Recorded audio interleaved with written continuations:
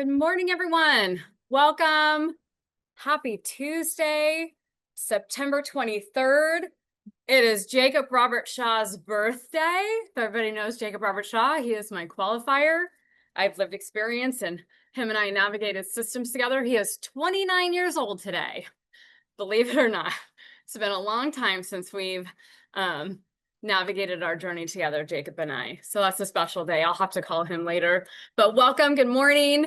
We are so happy that you are joining us for this very important webinar this morning, engaging historically marginalized communities, both youth and families. We have the incomparable Beatrice Lodia with us here today, and I'm so excited for you all to learn from here. Yep, Jamie, I saw that. I don't know what this is.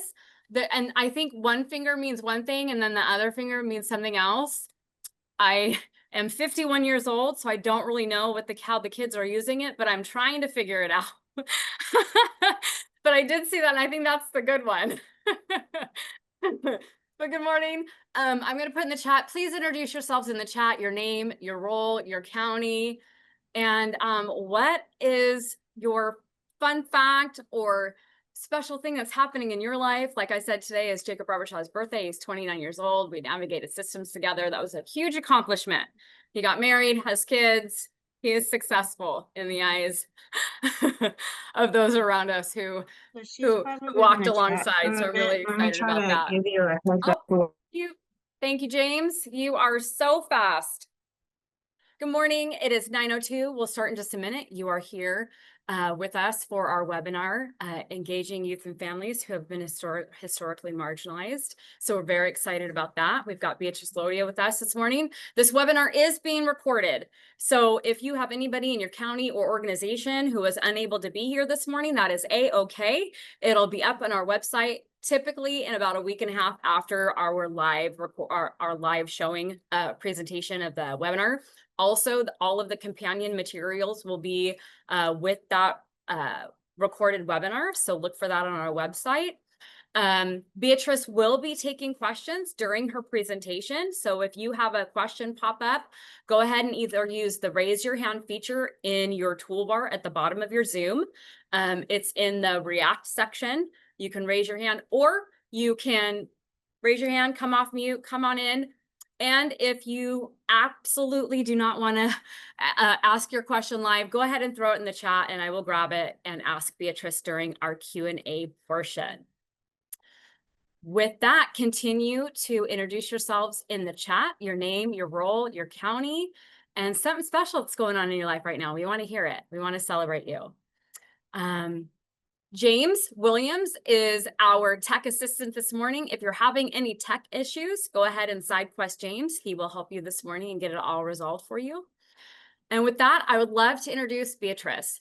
Beatrice holds a bachelor's degree in psychology from California State University, Sacramento, and a master's degree in criminal justice from the University of Southern California. She has over 7 years of experience in the mental health field, formerly as a youth advocate, and currently serves as an associate director and Latinx cultural broker at Stanford Sierra Youth and Families. Driven by a passion to amplify voices that are overlooked and underrepresented, she also serves as an instructor for UC Davis Resource Center for Family Focused Practice, where she leverages her lived CSEC experience to advocate for children, families, and marginalized communities on a broader scale through her international curriculum development and regional training offerings. So if you've ever been able to experience Beatrice in either one of these platforms here, giving her expertise in a webinar or in one of our classes, she's amazing, and you can go ahead and agree with me on that. If not, check her out. She's got some classes coming up. And with that, I will pass it over to you, Beatrice. Good morning, welcome, and thank you for being here with us today. Good morning, everyone. And Donnie, like always, that's my face. As always, being so incredibly kind with introductions. I'm looking in the chat and I'm overwhelmed. We have quite a few counties in this space. So good morning to all of you. We have all the way from Butte County, Riverside, everyone. There's a lot of familiar faces. That's really comforting. So like Donnie shared, I'm Beatrice. I've seen quite a few of you. If you haven't met me, nice to meet you. I've been around for quite some time, still a long life learner, still trying to get my bearings like we all are. So I'm really, really grateful for this space. I'm going to be working on sharing my screen in just a second. And like we talked about, just to be mindful and something that's helpful for me too, if you all unmute, and this is something I could be better about too, if you hover over your screens on the top right to rename yourselves, if you all could add your pronouns, I need to be better about that. I'd really appreciate it because I tend to overlook that a lot, if I'm being quite honest, and I don't want to have that go unsaid this time around. Um, okay, as I'm sharing my screen. Okay. If you've been in a space with me, I say this in every training, please get your snacks. You're slotted. Oh no, did I freeze? No, I didn't. No, Okay, you did sorry, not. No, my you're good to thing go. glitched. That's okay. If you've been in a training with me, please grab a snack, grab some food. You're here with me for 2 hours. Use that time. Chew slowly, enjoy your food, take some time. You all are busy people. I know you have clients to see, things to do, emails to respond to. So I don't take it for granted that you're sharing a space with me, but don't let your needs go unmet either. We're going to take every chance we can to say that. So okay. So as Donna shared, knowing that this is talking about elevating families that we serve, this is not new content. And I know that it might feel like preaching to the choir. I'm going to move my face up so you all can see. Um, Elevating doesn't mean speaking for. It doesn't mean replacing, it just means inviting in. And so when we're talking about building trust with historically underserved communities, we know that we're talking about families that are families of color. We're talking about non-English speaking families. We're talking about families that didn't necessarily, that are not native to the States. We're talking about everybody. And I know that all of you in your mind can pinpoint so many. And a lot of you may be part of these communities. And also acknowledging that as we go through this, 2 hours is not enough time to go into any part of this deep dive. We can go on for weeks and we wouldn't scratch the surface. So keeping that in mind, really what we want to do is really broaden our understanding. And if this is something that you've seen before, if this feels repetitive, wonderful. That means that's it's another person in this space who can share this at a capacity for others who it might be new for. And when we're talking about families with cultural awareness, being humble about it, and having really good intentions. What we're really trying to see is just the common themes that show up a lot more for families that we might expect. So and ask as we're looking into this is I know we have 2 hours together, and I know that we're all individuals in this space, we're all professionals in this space, and there's a lot to be learned. And I've shared this in other webinars that I've been a part of, is that sometimes I walk out of here learning more than I feel like I provided, which is a lot of times the goal. So setting the intention, there's an opportunity for us to all learn and understand that there's a lot more conversation that I hope leaves here. And if there's a nugget that you all could share too, I'm really, really excited to hear. So why are we here? Some of you may be obligated to be here. I don't know, but you still showed up. So objectives for this again, understanding why language and identity matter. So language is a huge component. We all have the privilege in this space to understand English. And that's, I think, off the bat, something that I try to keep on the forefront, that not everybody has that luxury of communicating, let alone learning in a different language too. So understanding why language and identity matter when we're trying to make culturally centered therapeutic relationships. So broadening that too, and understanding that the way that we refer to people, the way that we pronounce names, the way that we honor traditions and customs as we're navigating intakes, as we're doing any part of that is huge, and it's part of the report building. Understanding too that there's so many historic and systemic barriers that still impact and have historically impacted. A lot of what I'm sharing is not new. It's been continuing, and sometimes it feels a lot more prevalent now because of the current environments, current situations, things that are happening around the world, not even just in the U.S. And how does that impact how we engage families? We understand that we could all come forward and share our lived experience. We could look similar. We can have visual representation in a space, and it still does not compare to making something the exact same experience.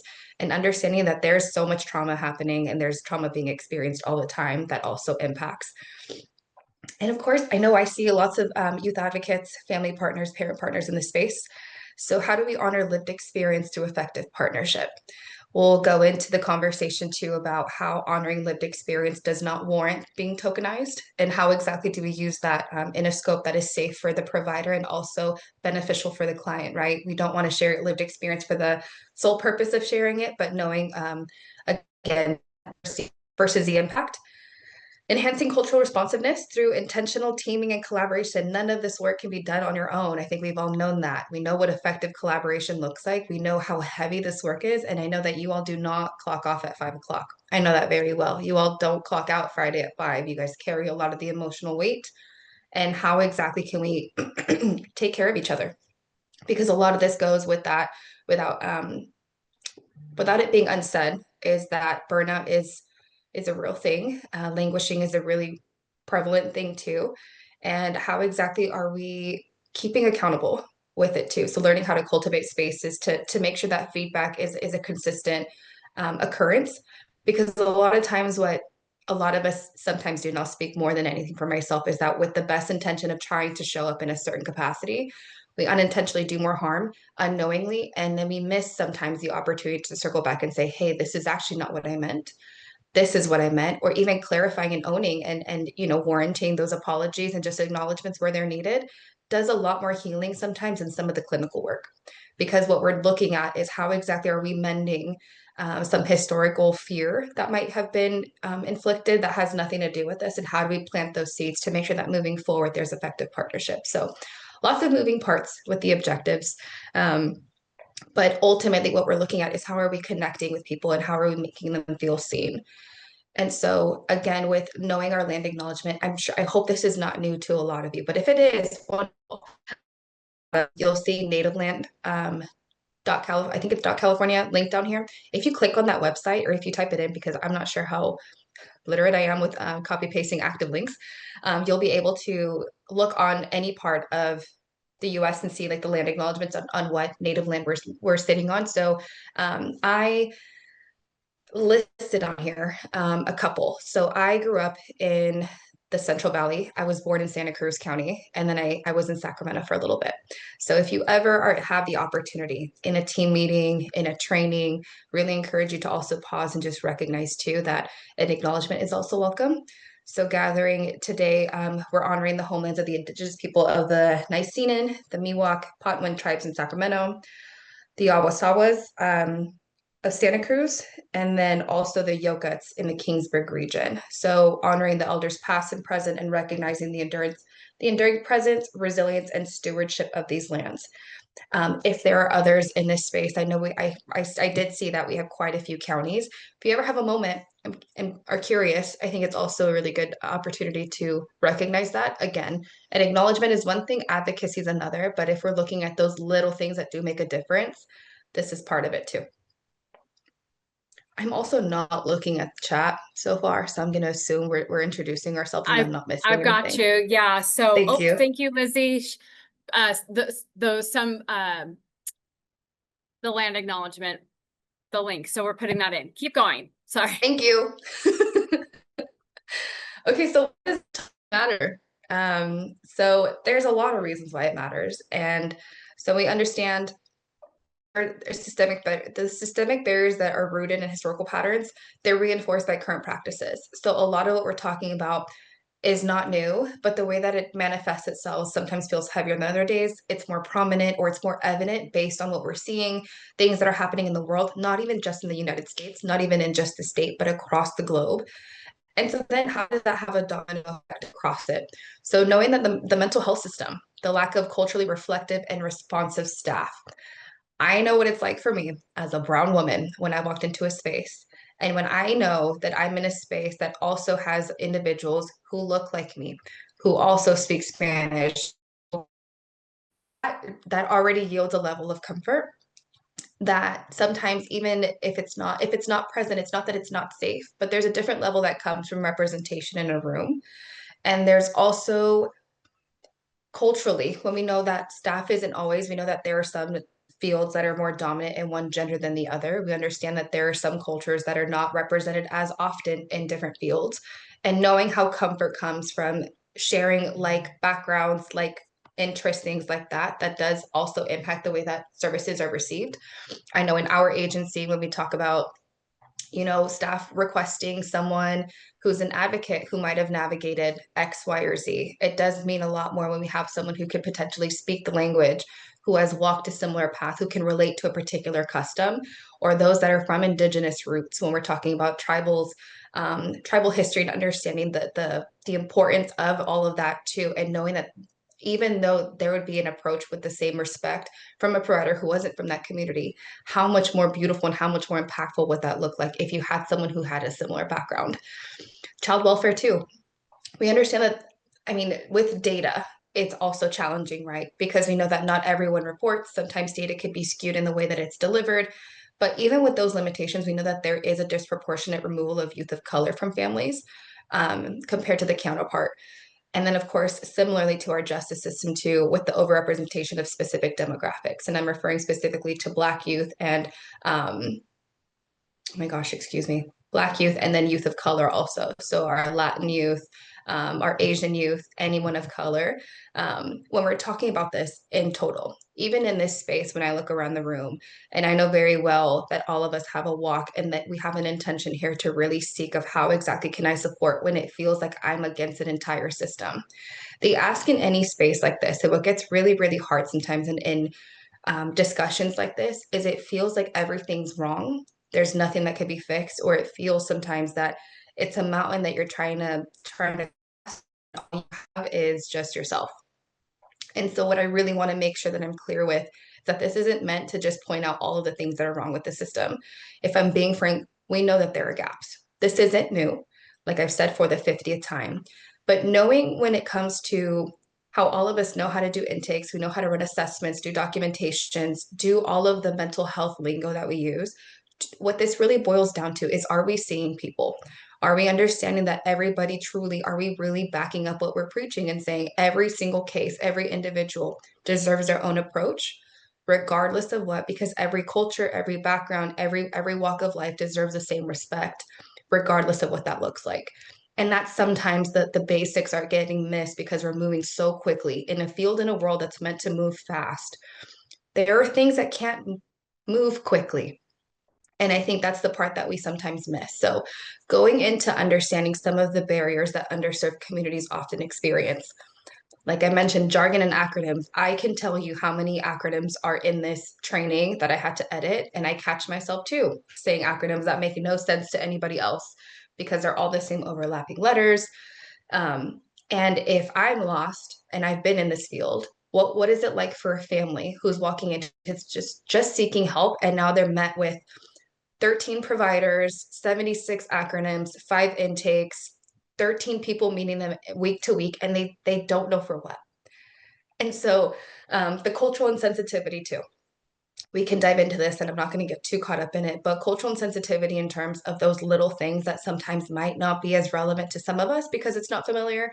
If you're doing community-based work, I know we've all come across it is anxiety inducing sometimes. You're not sure what you're walking into. And it's really hard to keep and track all of the things. And there are sometimes opportunities that help us build rapport, even that go unsaid. So when we're going into someone's house, are we removing shoes? Are we bowing?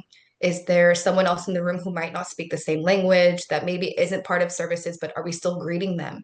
Is there someone who's hard of hearing in the space? Is the space accessible? Is the space built to also encompass? And all of those things also mean so much.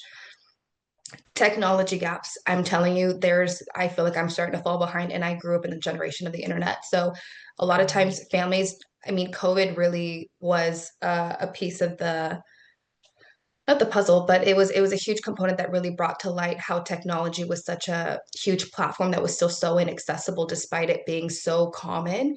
Is not everybody has internet access or a smart device or the understanding of how to even make a text. So does engagement look like it's faulty because somebody doesn't know how to respond back to a text? I've seen that happen, or maybe there's anxiety with answering the phone. We're not sure who we're talking to. The misinterpretation. Oh, I skipped one. Inadequate health literacy. I think going into with the technology gap, sometimes not knowing what you don't know, how do you begin to ask a provider that question if you're not even sure where to start?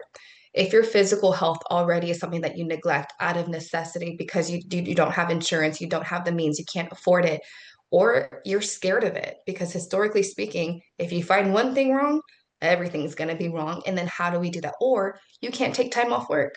If I go take an appointment, if I go get a basic physical done, that's money that's lost too, that needs to put food on the table for a family.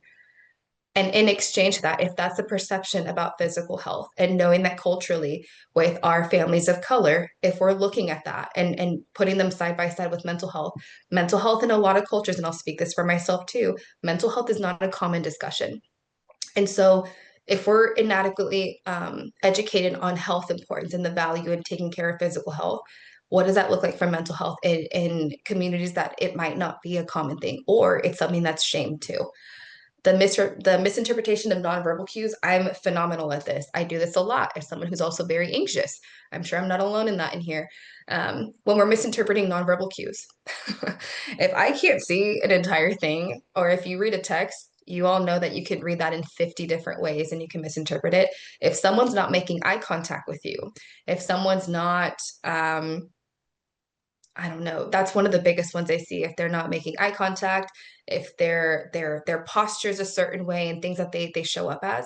Sometimes eye contact is a sign of disrespect in some cultures. Sometimes it could be 50,000 different things. And sometimes those are the little pieces that our bias sometimes kicks in and thinking, well, this family doesn't need this, or they're not engaged, or they're not present. And it might not be. Um, the next ones I will go into, the next four, I feel are probably the most hand in hand. So when we're talking about burnout and fatigue, I'm talking about both sides. The exhaustion, especially for families, of having to repeat their story over and over and over because our field is so prone to low retention with staff. It's exhausting to have to keep doing that. That shoot, at some point I'm gonna stop doing it too. The fear that can be for a multitude of things. And I think it can, we all know this when it comes to privacy concerns, whether it's mixed status, whether it's because the last time I told someone my story, they ended up using that. And now I feel like I don't have any respect to my case. Maybe it's because there's family that doesn't need to be part of this case because they're not safe. It could be so many things. Fear out of losing their kids again. Maybe historically they had a CPS case. Their assumption with CPS is my kids are going to be removed, all of these things. There's so much to that that lacks clarity. And of course, the information overload. Y'all, I'm sure this is already information overload. And so when you're looking at those intakes, which I've seen before too, it's a shocking amount when you're looking at that too. So all of this, the lack of understanding of services, the lack of consideration for dialects, specific cultural factors, both of those things too, when we don't know who's in the space, or maybe if you all have worked with interpreter services, there's a lot. I'm speaking only to Spanish. I only speak Spanish. I don't speak another language, but we can put in any other part. There's dialects to every language, and Spanish in Mexico versus Spanish in Colombia, Spanish in whatever, there's certain words that might not translate the same way. There could be certain things that are said and misinterpreted because the translation to English does not match. And you'd be surprised by how often that can also lead to the miscommunications. The historical mistreatment, we know that even depending on where you live, the response times for support, whether it's law enforcement, access to a hospital, the ability to get to your appointments for services for mental health, if they're not accessible, depending on where you live, the history of what you look like, what part of town you live in, how much money you make, any part of that too. If you don't speak the language, there's so many barriers that can be stacked. And I'd be remiss not to mention systemic racism. And again, I don't mean to gloss over any part of these, but looking at this as a bigger picture and understanding what we walk out of the room, these are barriers, and I'm sure there's so many that I've missed too. But to keep in mind, a lot of these, yes, they're ginormous. Yes, they're systemic things that don't get fixed overnight. But the part that we play in each one of these is understanding that we need to slow down in a world that's meant to move quickly. The difference between somebody having a greater sense of trust and understanding and buy-in into services comes from us taking that additional step to double check. Even as repetitive as what I'm sharing with some of you might be with some of this information, there might be someone in this room that this is the first time they're hearing it. So again, speaking to the number, not the numbers in turn, that's how you honor the individualized experience. So whether that's looking at your name again, introducing your role. Why are we here? Do you remember that we talked about this last time? We didn't. Let's talk about it again. I'm not sure where we lose it, but I always think about it before we get into this open discussion part. Um, as kids, the curiosity that kids have, I always go back to that because it's something that I think we've all seen before, that they are not shy about asking a question. They're not shy about being curious. And I'm not sure at what point, I'm sure it's just with exposure to life and growing up and all the things that influence us that we lose that. And there's almost a fear of being wrong. And I think when I thought about that for families that are scared of asking out of the fear of doing wrong, and as a provider, what I would share and say, but wait, how can I help if I don't know? The same as what I'm going to encourage in this space. That even if it feels repetitive, or if you feel like, man, she already covered that, or maybe everyone else in this room is super seasoned and knows how to do all these things, I really encourage you to ask the question, as Donnie shared.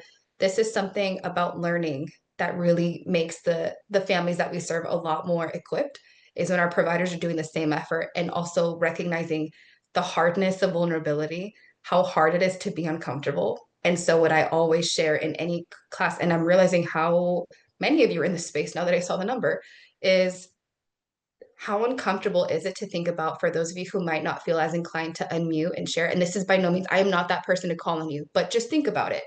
If a family was in a space and they were in wraparound, how many providers are in wraparound? There's like 15 of you.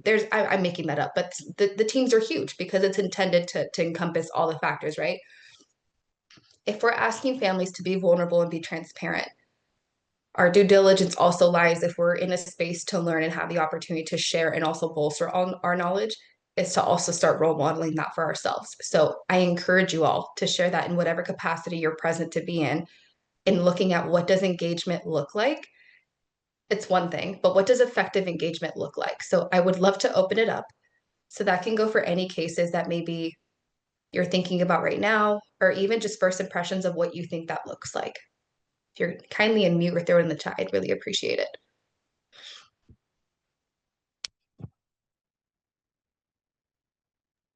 This is where we experience the 8-second pause.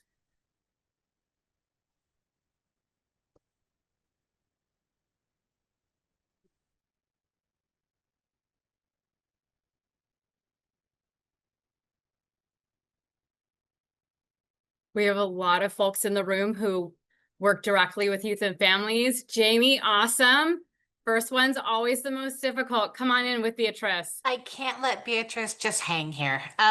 For me, one of the best things is when I share in general terms with the youth or family, like I have lived experience.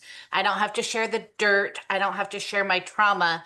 But when they say things and they get the nod of understanding instead of the look of shock and horror, it opens so many doors for me. Like when I say CSEC was a part of my life and I am a thriver, I was a survivor, they can speak their language to me and they can tell that I'm just here with them and I'm not judging them, and that opens up so much engagement for me.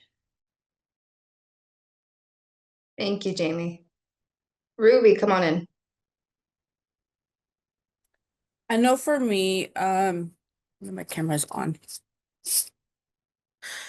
I I like to have more of a sincere conversation and just be open and be welcoming, and especially thank them for welcoming in their home. Just be grateful that they give me the opportunity just to be there and not feel any type of way. Because I know it's hard to welcome people in the home where your safe space, right? So I always try to make it more comfortable for them, and then however they want to, where they want me. If they only want me in the living room, not in the kitchen. If they only want me in the kitchen, not nowhere else. Like the location is a big thing, especially like for me, like in my own home. I like people in the living room, in the kitchen. I don't want them in the bedrooms or anywhere else. Very restrictive. And just feeling that if when they do talk to me, I normally have a an open door policy.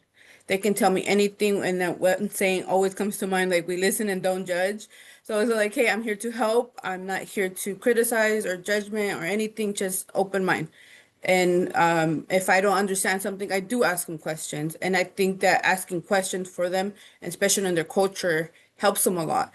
Because it's like, oh, you want to know more, you want to fit in into what we do and everything. And I feel like that for me has worked.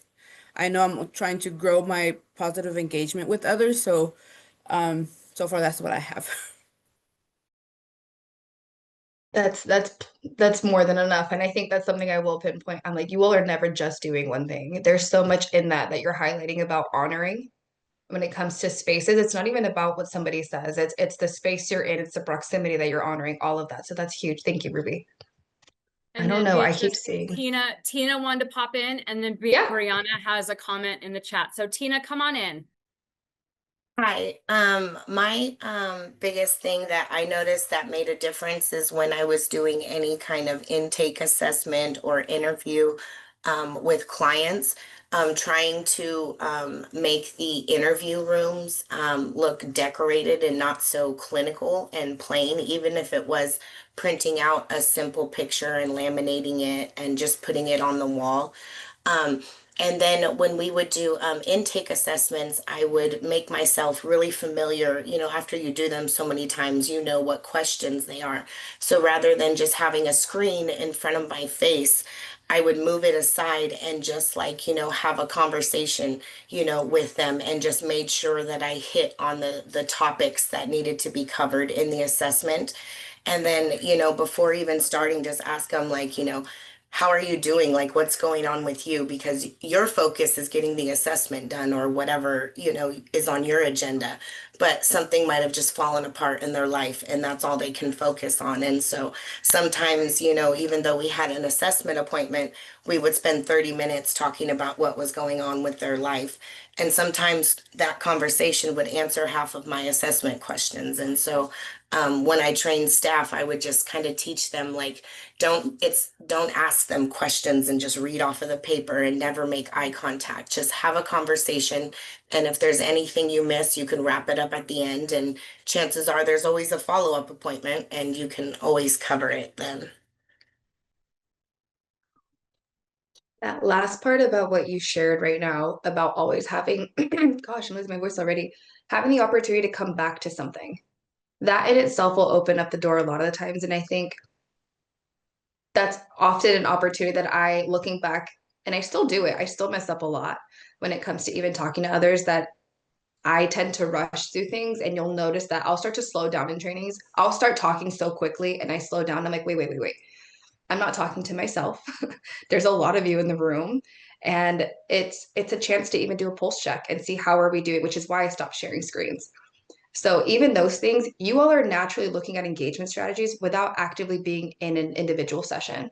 Like in this right now, I'm scanning and I can see all of you. And so even that gives me a gauge. And so for me, when I'm looking at effective engagement, I know for me personally, and recognizing what I know is effective for a family is one thing, but what I've learned for me to feel safe and equipped in a space, I need to know that you're present. Like I need to know that I haven't lost you along the way. And that's where those no the Tina, I'll call you in a second. Those nonverbal cues.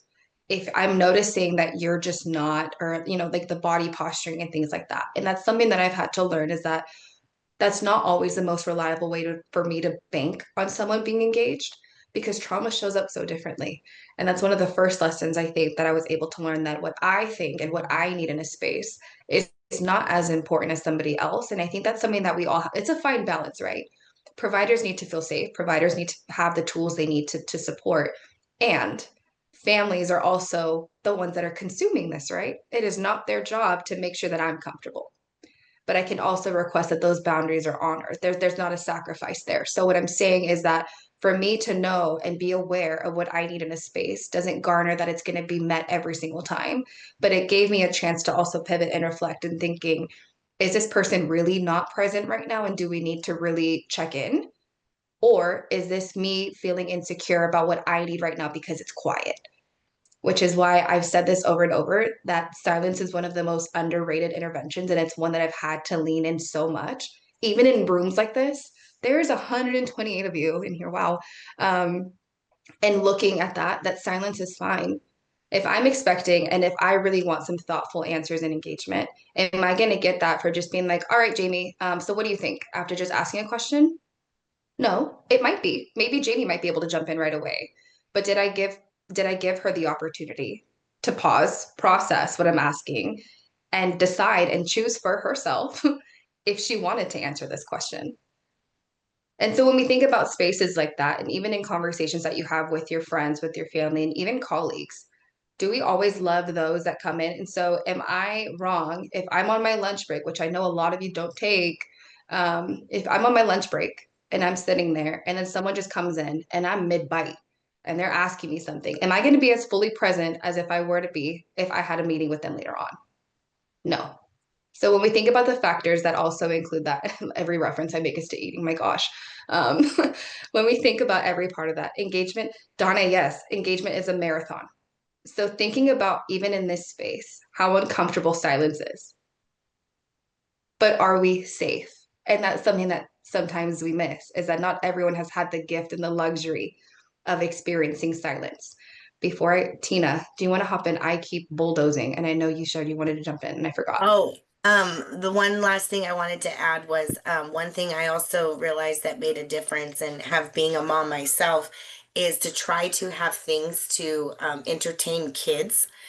Even though a lot of times we ask, that they don't bring the children to the appointments, but we know, it's life and sometimes you have to bring your kids and things must go forward. And when I've had to bring my children to appointments in those instances, I have such anxiety because I know that, it's not a kid's place.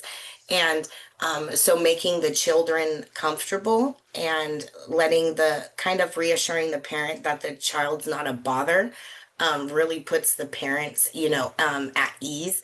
And so, I've had kids making all kinds of ruckus in a room and, I can just work through the noise. I'm like, if you're fine, I'm fine, And so just making the parents comfortable with the kids made a big difference for me.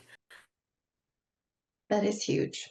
I think sometimes our younger folks in a space, sometimes they get overlooked because there's so many adults in the room, and that's sometimes the perception that can be if you have a room full of 10 adults and you have one youth or a sibling set, it numbers are the visual representation of that is overwhelming. So those intentional things too can make such a difference that go unsaid.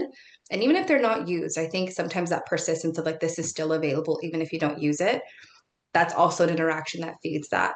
Um, thank you, Tina. I want to reference something Milo shared and having a sense of community, especially for our LGBTQ community. So when we're talking about those that are definitely underserved and the way that we show up is knowing that there are providers that you don't have to be part of these communities again to be an ally. You don't have to be part of these communities or have the exact same lived experience to be able to provide a sense of community, a sense of safety in that.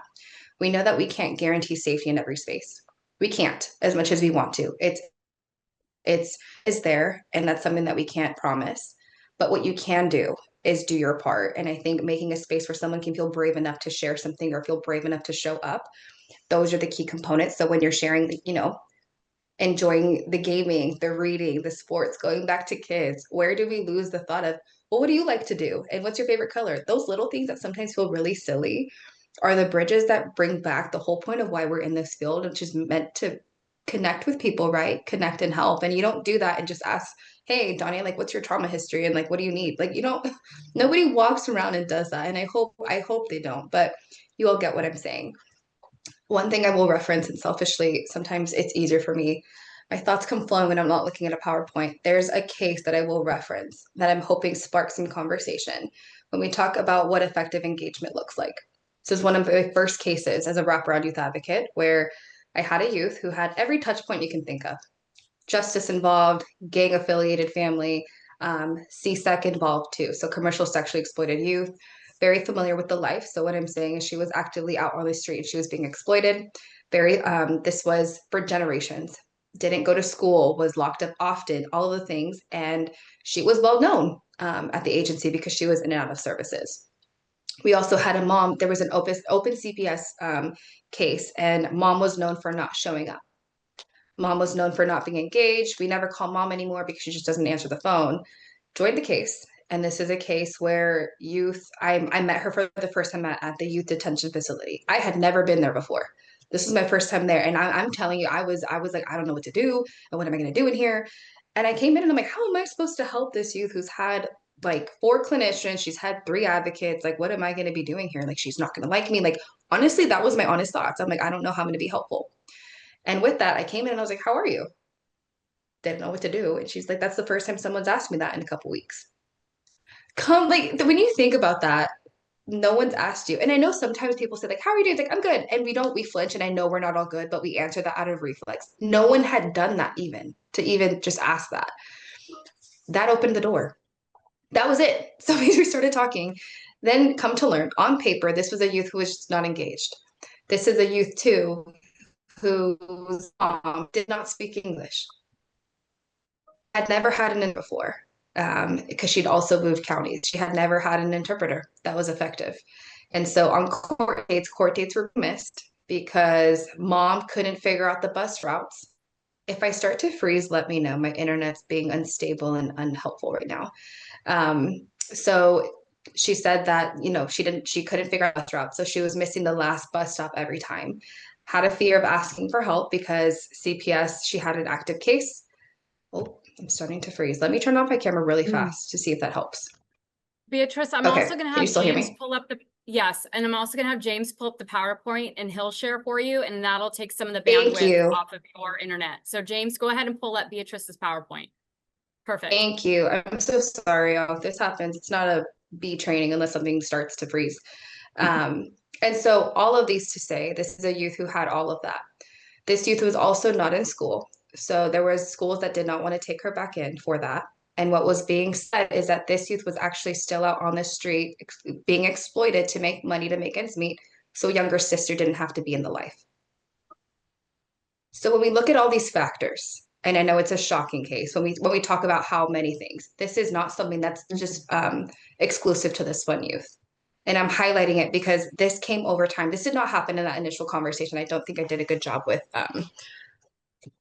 wrapping that up. But this is when you think about on paper, when you're looking at a youth and you think about non-engagement. What were the factors that we're talking about was language. When we talk about youth that are being exploited, and the taboo and the hesitation that sometimes we talk about with those sensitive topics, right?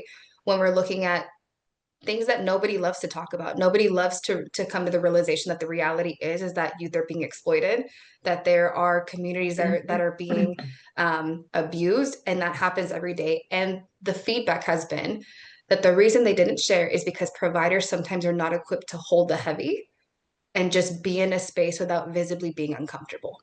That it made them feel almost more shame because they're sharing their story and we're not equipped to hold it. I am by no means saying, and I've done a poor job, and so I really welcome the dialogue to hear thoughts. I'm not saying that we're not allowed to feel any part of it. That would be wild to say that. And what I am saying is that when we're asking families to be vulnerable and share their stories to truly know how to support, there has to be a line where we're able to also recognize that what we're feeling in that moment, and there's a lot of work that comes for ourselves that we have to be able to also be in mind of how our nonverbals and how we show up in a space has also been a barrier to families feeling safe enough to share. Ruby, come on in. So I know recently I had a FTM with the family. It's with these 2 teenage girls. And we asked the girls, like, what do they like to do for fun? And they started telling us about how they like to be models for lowriding people, people that own the lowrider cars, and they met the people through Instagram. And I have CSEC background with me. I have worked with CSEC youth. And I continue to do that, but my team hasn't. My team was very hard for them to even say, hey, that's how kids get trafficked. These are teenage girls. They're both, one is 14 and the one is 17. And I noticed my facilitator was struggling just to even say the word trafficking.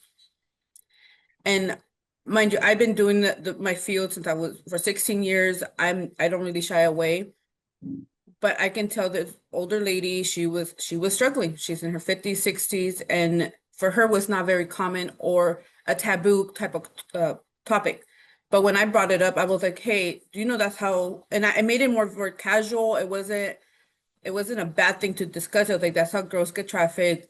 We should more worried about your safety risks, because I can see my coworker getting emotional just for the word being trafficked and saying the word traffic or CSEC or any type of that, um, and making it more comfortable discussing this topic for safety reasons. The youth felt a little bit more comfortable talking about it. We went over the safety measures. Like they were more open about the topic than they were before, because I know sometimes when they talk about that, they tend to shut down. But I kind of in a way normalized talking about this conversation and the safety risks. And I realized like it's not just about the trafficking itself, that conversation, but other topics. When something does something bad happens, we sometimes do shut down because it makes us uncomfortable. And I can't even imagine how the kids make them uncomfortable, or even the other adults that are not used to this conversation about how the kid is leaving in the middle of the night and the parent doesn't want to acknowledge it because they don't want to discuss it because it makes them uncomfortable. And that open communication and that safety risk for me is always the top priority. And I know who have done wraparound, the number one thing on the thing is safety. So safety has always been a priority for me. So I try to empower them to have the discussion, especially with their mom, because their mom was right there like, hey, do you know about this? Do you know about what's going on? Because she does have young, beautiful young ladies, and then she has two other daughters. I just wanted her to be aware. And she was like, yes, like I'm taking precautions. I'm like, okay, good. And then we just moved on from the topic. We didn't really we talked about it, made it aware, didn't shun about it, and then move on. And I think that has led other conversation with my youth, especially what the safety risks is she take, or what safety precautions is she taking when she's walking home. And I felt that opened the door for our engagement and our building rapport, especially with the mom knowing like, hey, they're really here to help and they're not really here to judge. Thank you, Ruby. You're highlighting a lot of that too. Again, it's the language piece. And I think part of it, before I tap you in, Jamie, is when we're talking about heavy, I want to be clear that if heavy can be any part of that. So I know that when we're talking about exploitation, there's a severity and a gravity when we think about how the shock of it, right? It's not something that is commonly discussed. I know that it's huge progress that we're able to have the ability to share more classes about this, be more comfortable talking about it, and there's still a lot of room to be done. And um, the same goes, Milo, you just highlighted it too, about suicide. That I know that this is something we've seen before. We talk about it often, and even then, that's still a conversation that some of us might not feel as comfortable. And I think when we talk about not feeling comfortable is one thing, but feeling equipped to have it is another thing, right? We can sit in discomfort, and not to say that. And so I want to be clear for those of you who have not worked with a youth that has been impacted by CSEC, or a youth who has been expressing suicide ideation. That doesn't go to say that talking about a CPS, a removal, talking about a death in the family, talking about any other part doesn't have just as much gravity. But talking about the things that I know that are a lot more shocking, I know when we're talking about rape, when we're talking about suicide, when we're talking about overdosing, those heavy things, not to say that you can't, but thinking about the impact it can have when we're asking families to share. And if I were to ask someone about their experiences and then having a visceral reaction and how that might be interpreted, that's what we're referring to in this part, is how does that impact? Not to say that yours are not valid, but in that moment, is it more damaging to be able to do and hold that, especially if we're asking a family to feel equipped and comfortable to share and they're received with that, how that can also limit the way the engagement looks like because of the shame that might be experienced. Jamie, go ahead. I think for me, one of the things that matters with this, with the weight of it, because I call it the pearl clutchers. When I meet with other people and they're told the issues, they want it to be complete stop instead of talking about harm reduction. Like, yes, this youth has now admitted that they're out on the blade, that they're active in CSEC.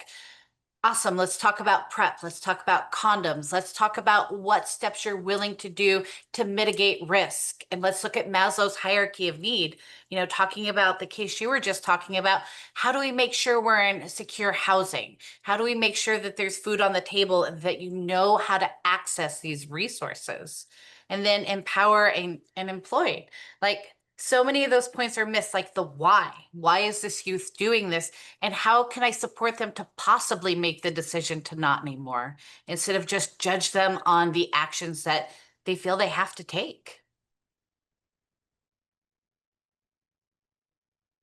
Thank you, Jamie. Pearl Clutchers is great. Okay, Rocio, go ahead.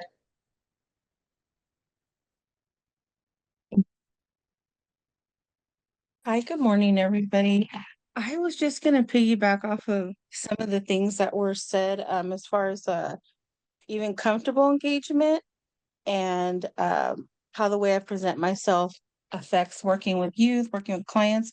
You know, I've been working in social work in crisis and with domestic violence victims, sexual assault victims, adults and youth for over 20 years.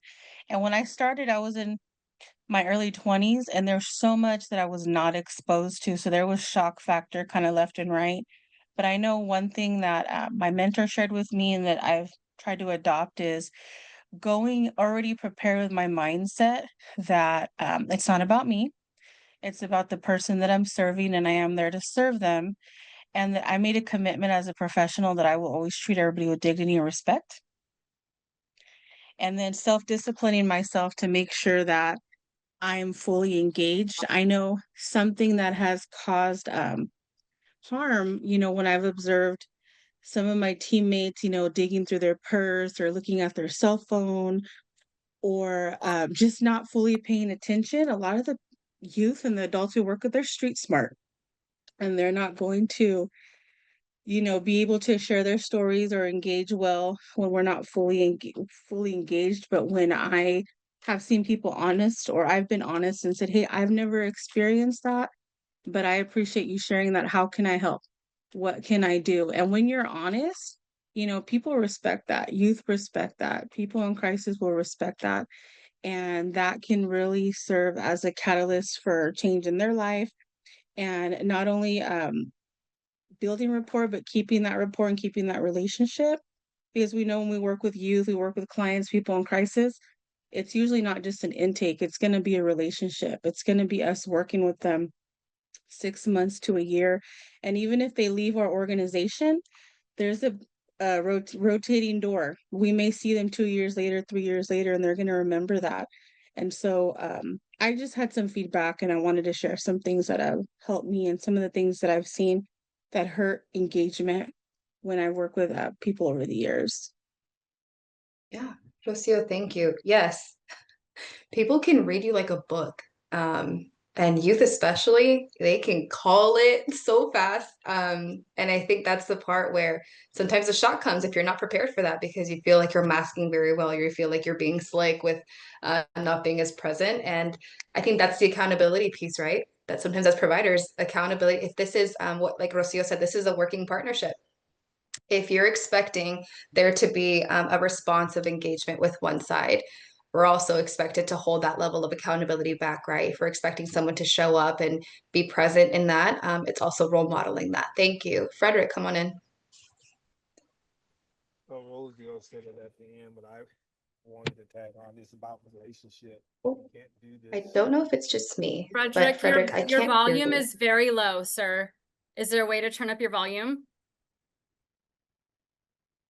Looking to see my volume is that better? A little bit. You're a little muffled. Maybe you can come a little closer to the mic. I think you're like, we can hear you, but it's just really low. It might be your headphones if you have them. I think that might be it. I do have headphones. That could be it.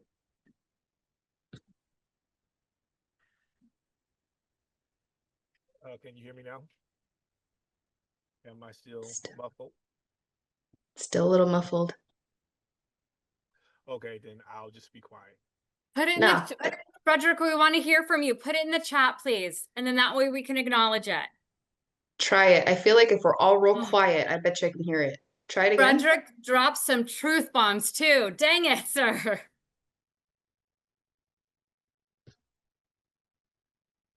Man, now I'm bummed. I hate it when headphones do that. I think it's your headphones.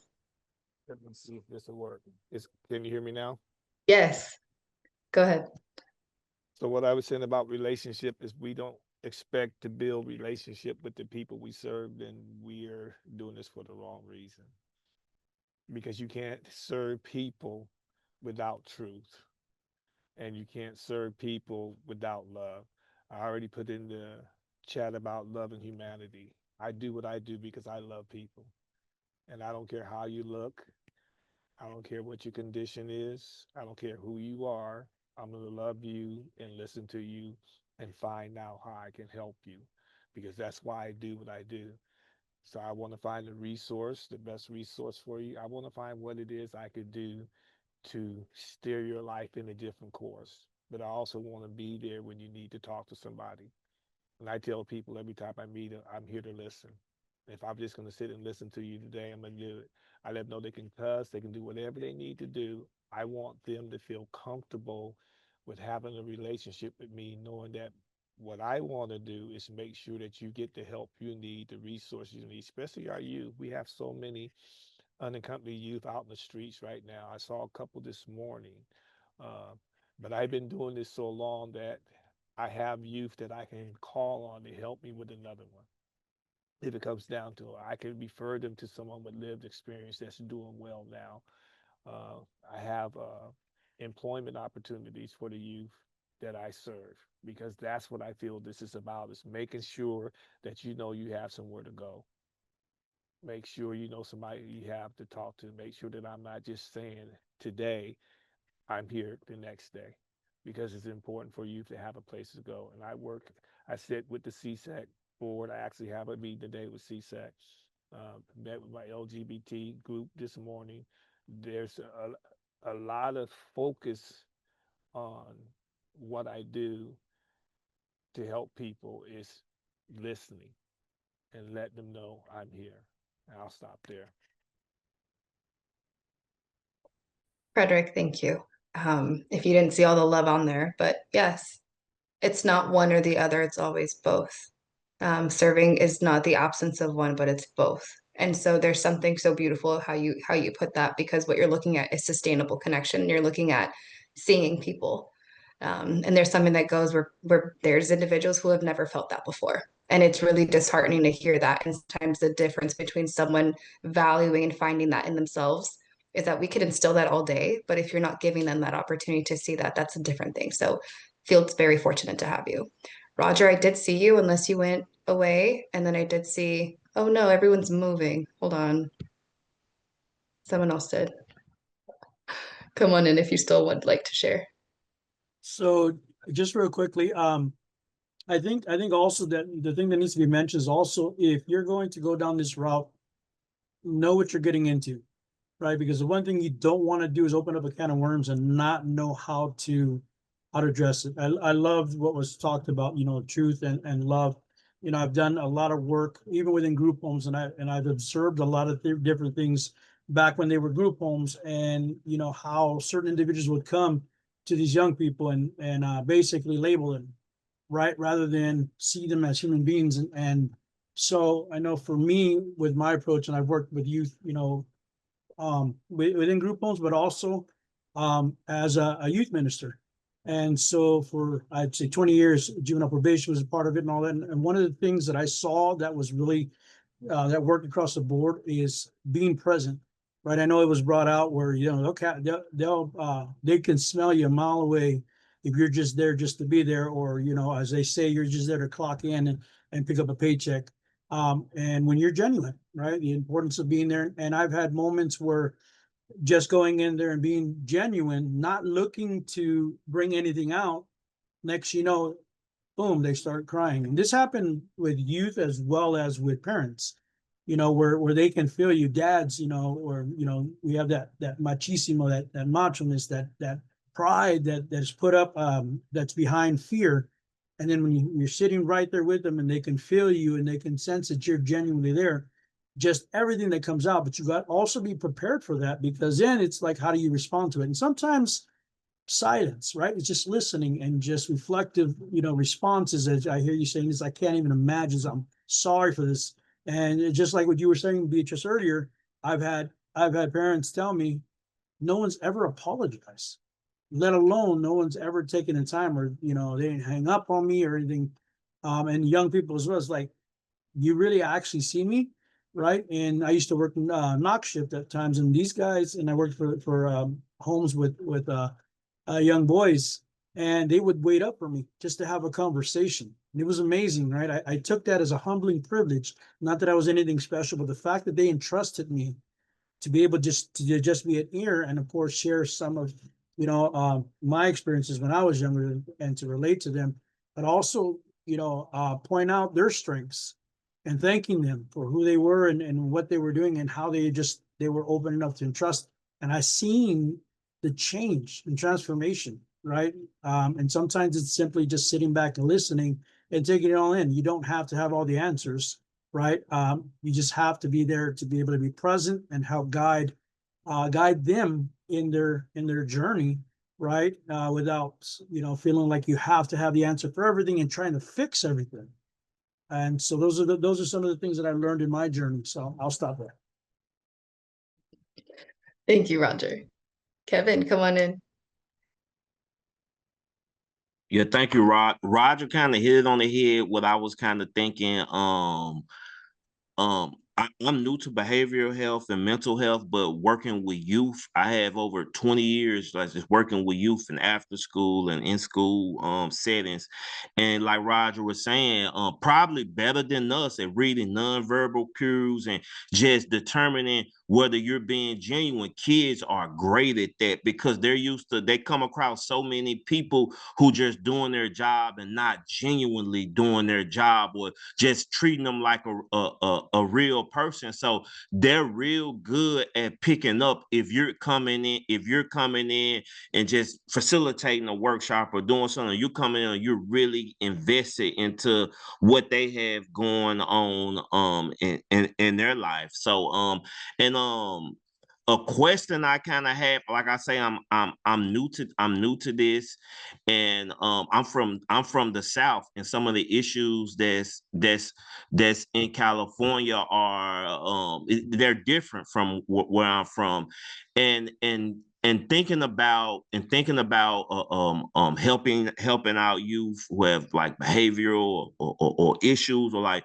being like this is a question for the group. You can put it in chat, but a question that I'm thinking about is like, when you're working with, like, if you're working with an adults and your recovery, whatever you're helping them with, you're kind of looking at their strengths, and you're kind of like, we're going to start there. We're going to start at the strengths and build around their goals and their strengths. But when you're working with youth, some of them haven't even discovered their strength. Where is the starting point for youth and their strengths, and because they don't really know their goals, like you're saying, these kids 14, 15 years old. So like, they're just a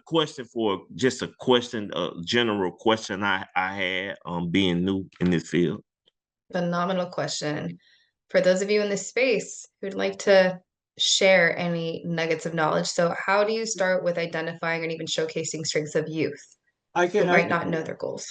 I can Yeah. share something real quickly, because I used to also work with the youth partners. So I would go with them out to some of the schools, and some of them would come and say, I'm having trouble with this. There was this one young man. And so I went with, the youth partner, and he was sitting down with him, and he was not speaking, right? We were at school, which is embarrassing enough. And so I noticed, he had a football with him. So I started to ask him, hey, you like football? And he was like, yeah, you know what? I do. But he wasn't saying too much. And then I was like, you look like you can be good, man. You have any goals or anything like that? He goes, yeah, I'd like to play. So he started conversing, nothing about situation or anything like that, just about football. And so I told him, I said, you know what? I believe that you can be anything you want. I said, tell you what, I'm going to bring me a football if I'm able to come back and visit you, and I would like you to sign it so that way when you become that football star, I have something of you. And it totally just turned him around. He was talking about wanting to play football.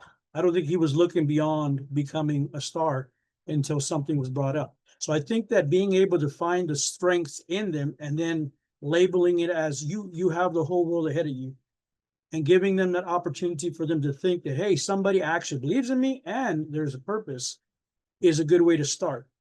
And then everything else will come because of reportability. I always look for things around, maybe a t-shirt they're wearing, right? Or something that they on their folder, or if, with my youth that come to our program and all that, I look at different ways to talk to them. If it has to be alone, one-on-one, right, as long as it's another male, because I gotta be safe. But looking at different things, picture on their t-shirt, sports, or whatever it is that they look like, they have something on a beanie, anything that can spark a conversation is where I start off with, and then it begins to bring out, because we may think that they don't have goals, but it's not true, because we think back when we were young, right? I didn't have the best growing up childhood, but I still had goals. It was just someone needed to take some time to pay attention to me so that way I can share them. I wasn't going to share anything personal with someone that I didn't trust. Thank you, Roger. See, quite a few. So I think in there's something, where did it go? Attending a meeting. Yes. So sometimes when we look at harm reduction, again, we know that not sometimes, a lot of the times when families are referred to services, they're not in always the most thriving conditions. Not to say that everything's terrible or that things aren't working, but there's a need that's not being met, or there's some support that's needed. It sometimes gets really hard to find the strengths in that when you are surrounded by maybe parents, caregivers who are having a really hard time just trying to survive, right? That could be the same thing for youth. And knowing that strengths are those things that we can see, and looking as the gift of being the ones able to look from the outside in, and the ones that are not in the situation, it's sometimes easier to highlight. And so if that means harm reduction, so I know you're sharing about youth that are impacted by CSEC. When we talk about going back to school, or even attending a meeting, whatever it might be, or even if it's getting anything, eating consistently.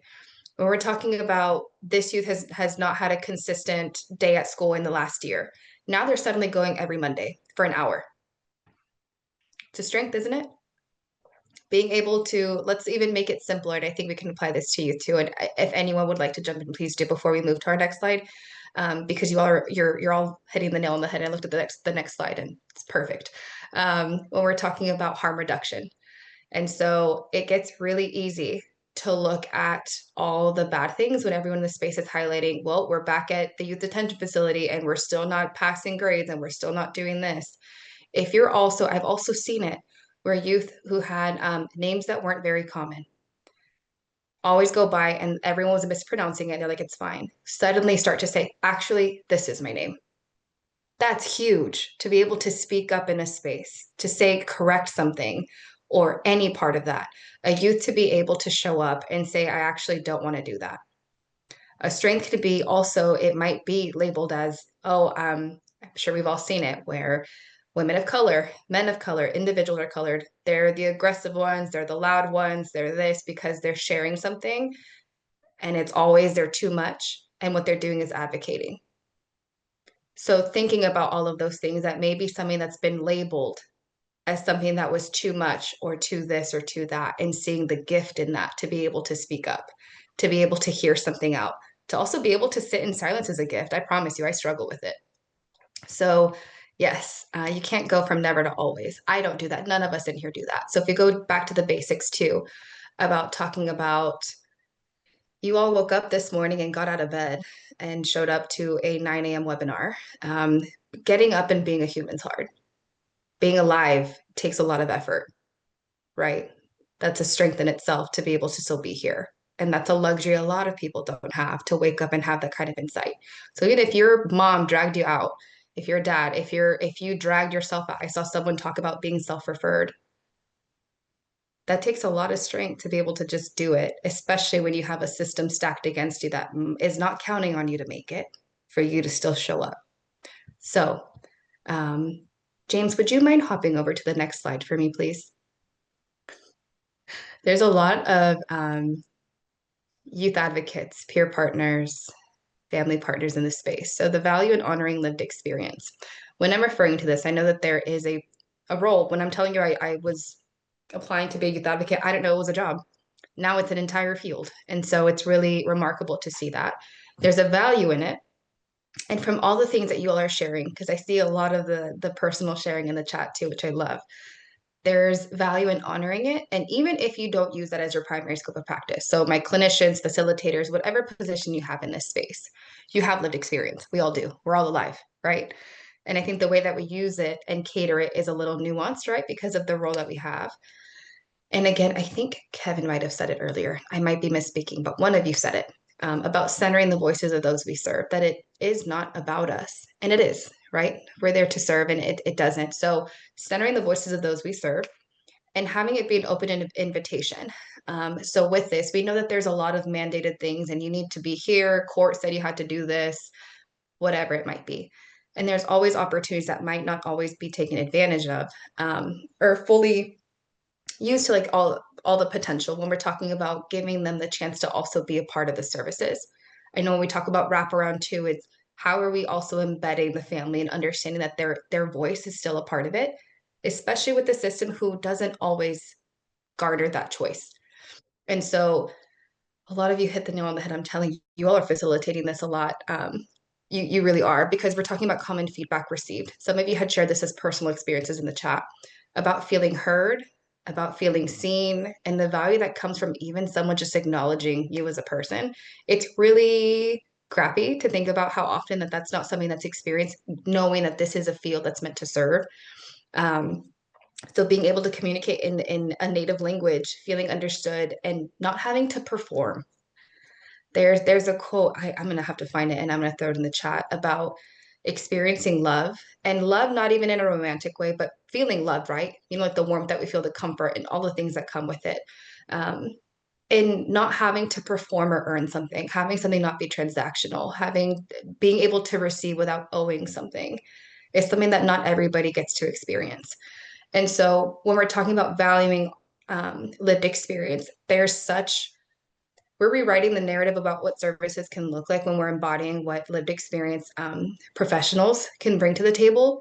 Is that as much as providers, as clinicians can share that, there's an ability to be able to share. I don't know what you've been through. I can't sit and carry it and remove it, but I can walk alongside you and still share the weight of that in whatever this looks like, and curate a space that's meant to fulfill the gaps that might not have been there, that have not been filled before, is the gift of that.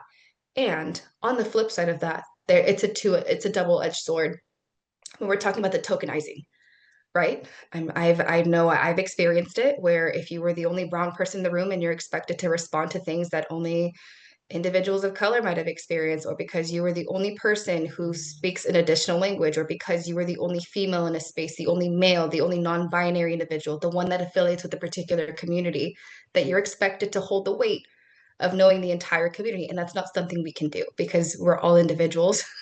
We're not communities, we're a part of something. And so keeping that personal to yourself and understanding that the voices that you're able to carry and the ways that you're elevating it also requires an awareness of understanding that when you're inviting someone else to share their story, or you're inviting someone else to be a part of something, a training, a panel, if you're inviting youth for a listening session, any part of that garners a level of accountability to recognize that there needs to be very proactive work done to make sure that that person knows what's up ahead.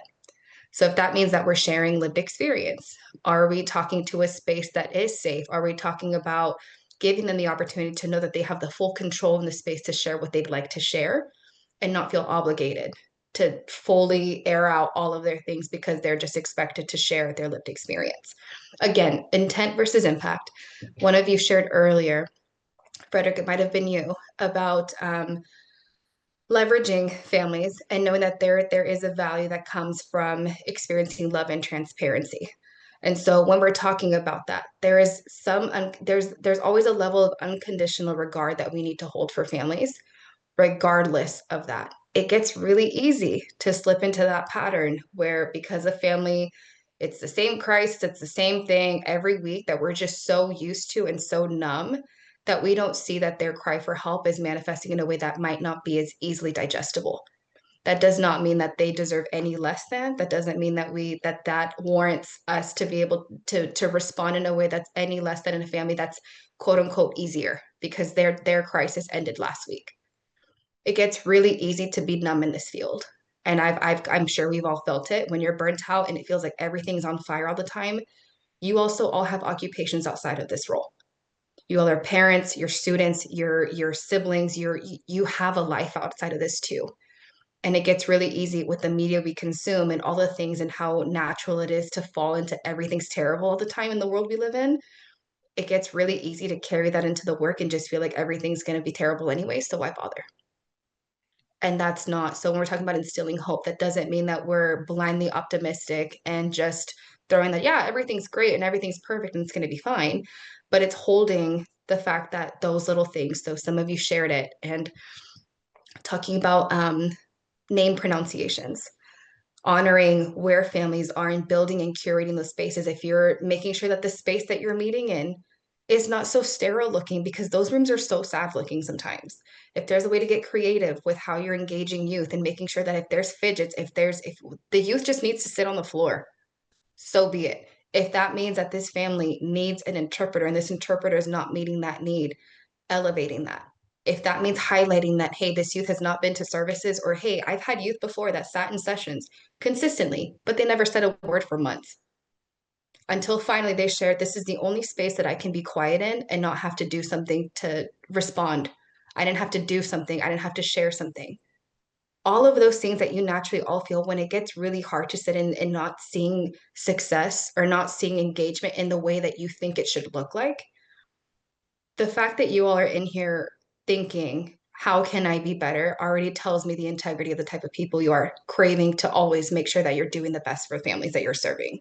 So with that in mind, I tell my staff this too, and those that I work with, and one of my favorite pieces of advice has been, you are absolutely going to mess up. You're going to absolutely trigger somebody. You are absolutely going to do the wrong thing. And every intervention, sometimes it's not going to work. And it's shocking to hear that. And the reality is that you're working with people that everything might not resonate all the time. The opportunity lies in how you're responding to that and pivoting and recognizing that you are going to make a mistake. And how do you own that? Because as much as you are not the system, you are tied to one as a provider that has the opportunity to say, hey, I can't fix what they did. I'm not responsible for healing you. And what I can tell you right now is this is what we can do. So you can't overpromise and underdeliver, but what you can offer is consistency and communicating and saying, hey, I can't always be everywhere, but you're going to hear from me if I can't make something. So that's a part of it. So that invitation to collaborate is a huge one. And not having to earn services. A lot of times families that are typically marginalized or underserved don't feel like they deserve more. And they're expecting you not to be there. They're expecting things to just be bare minimum. And that's also the opportunity in healing, is knowing that they can also, there's a lot of value to being a person and giving that dignity back and saying, I don't know anything about you because I've never met you. And them assuming that because you've read a case note or because you've seen the file or because they're a very well-known case in the state or your agency, that they just assume that you're just another person who's going to see them through that lens too. So next slide, please, James. Yeah, Ruby, you're right. They can get really tired of being redirected all the time. Yes, I know how I feel when I have to repeat myself over and over and over again. I get irritated. Now imagine doing that with my trauma history. So again, all of you have shared a lot when we're talking about, yes, Elizabeth, thank you. I get sidetracked, but expressing a piece of your personality. Again, it doesn't have to be your trauma, you all. Like if it's a shared thing, shared, like sometimes music has been one of my favorite ways to connect. If you have youth who don't want to engage your family, sometimes it's saying, what was the last song you listened to? Or I've also been like, make me a playlist, and you'll learn so much about roots. And sometimes that garners, I think music and food are two of those things that I always go back to. When we're talking about those unsaid passive interventions, I know what kind of mood I'm in when I want to listen to a certain thing. And that's also really helpful. And that's how you start building those conversations. So I told y'all that we wouldn't walk in here and just like sit in a puddle of everything's terrible. I'm trying.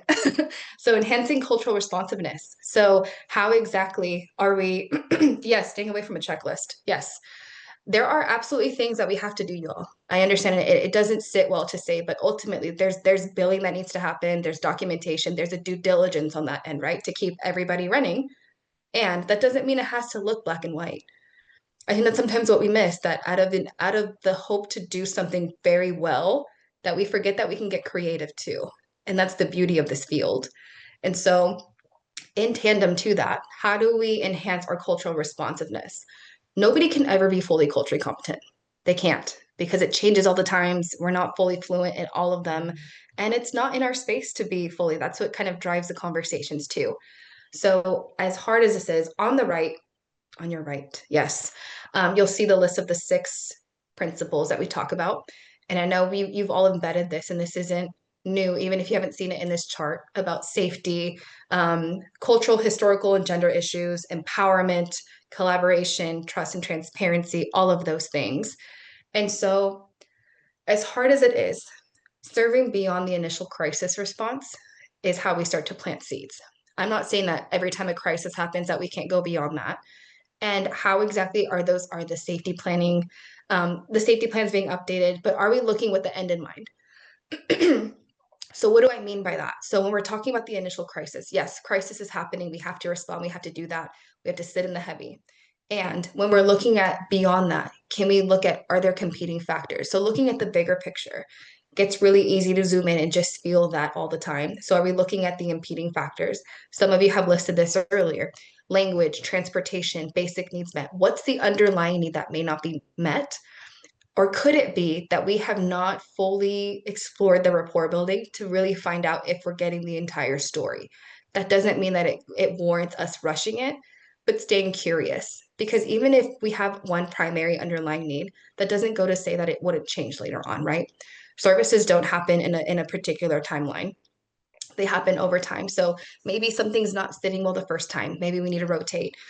And those are the parts that come with it where a crisis response needs to happen, but the end in mind also gives the opportunity for the team to look at it and say, hey, as hard as this was, we're getting through it, and in the future here's an opportunity that we can use that might be able to mitigate the responses for that. Harm reduction is huge, y'all. And so with that too is the power in pausing.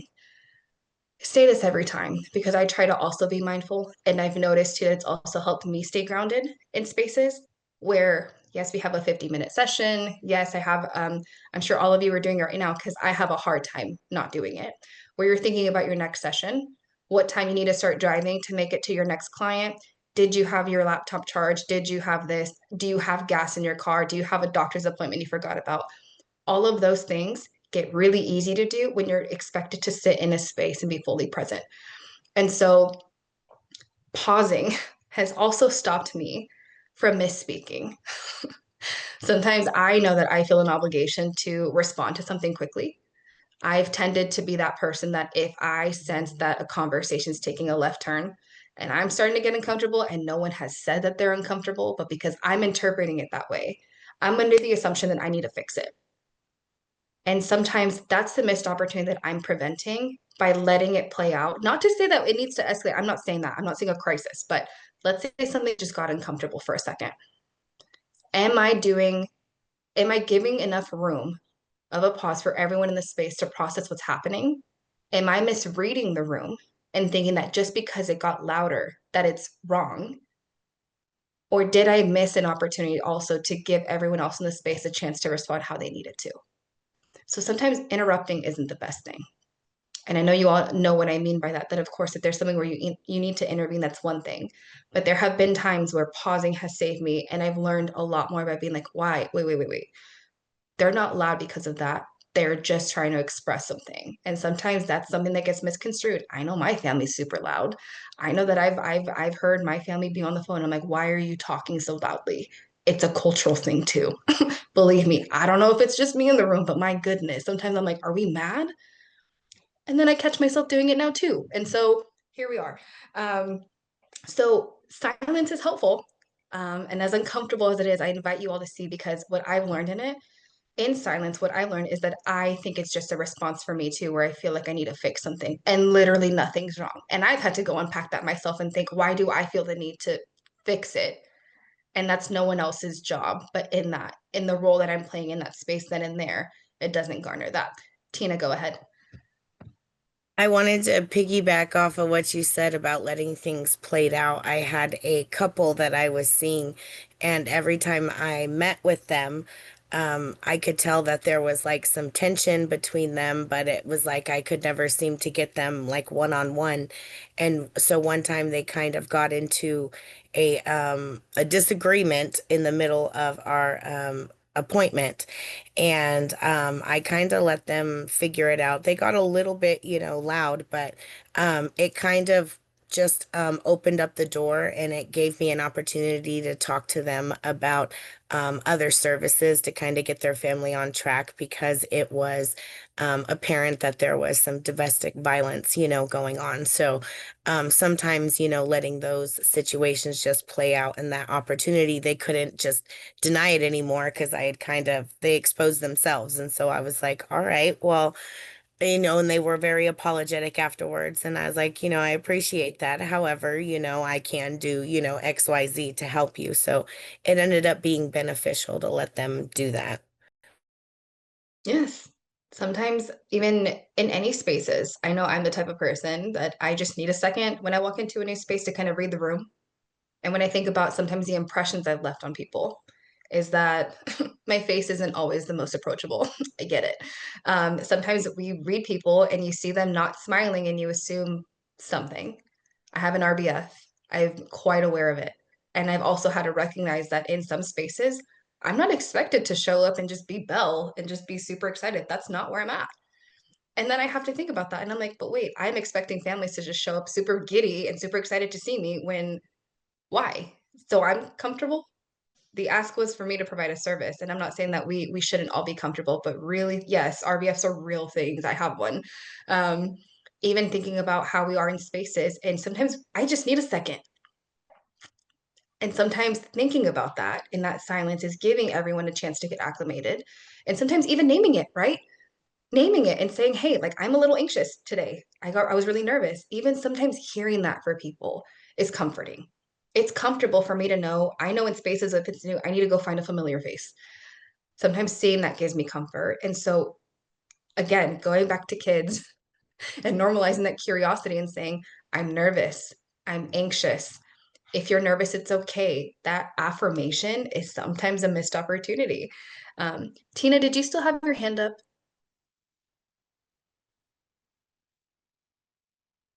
Maybe not. Oh, perfect. Just wanted to make sure. Oh, gotcha.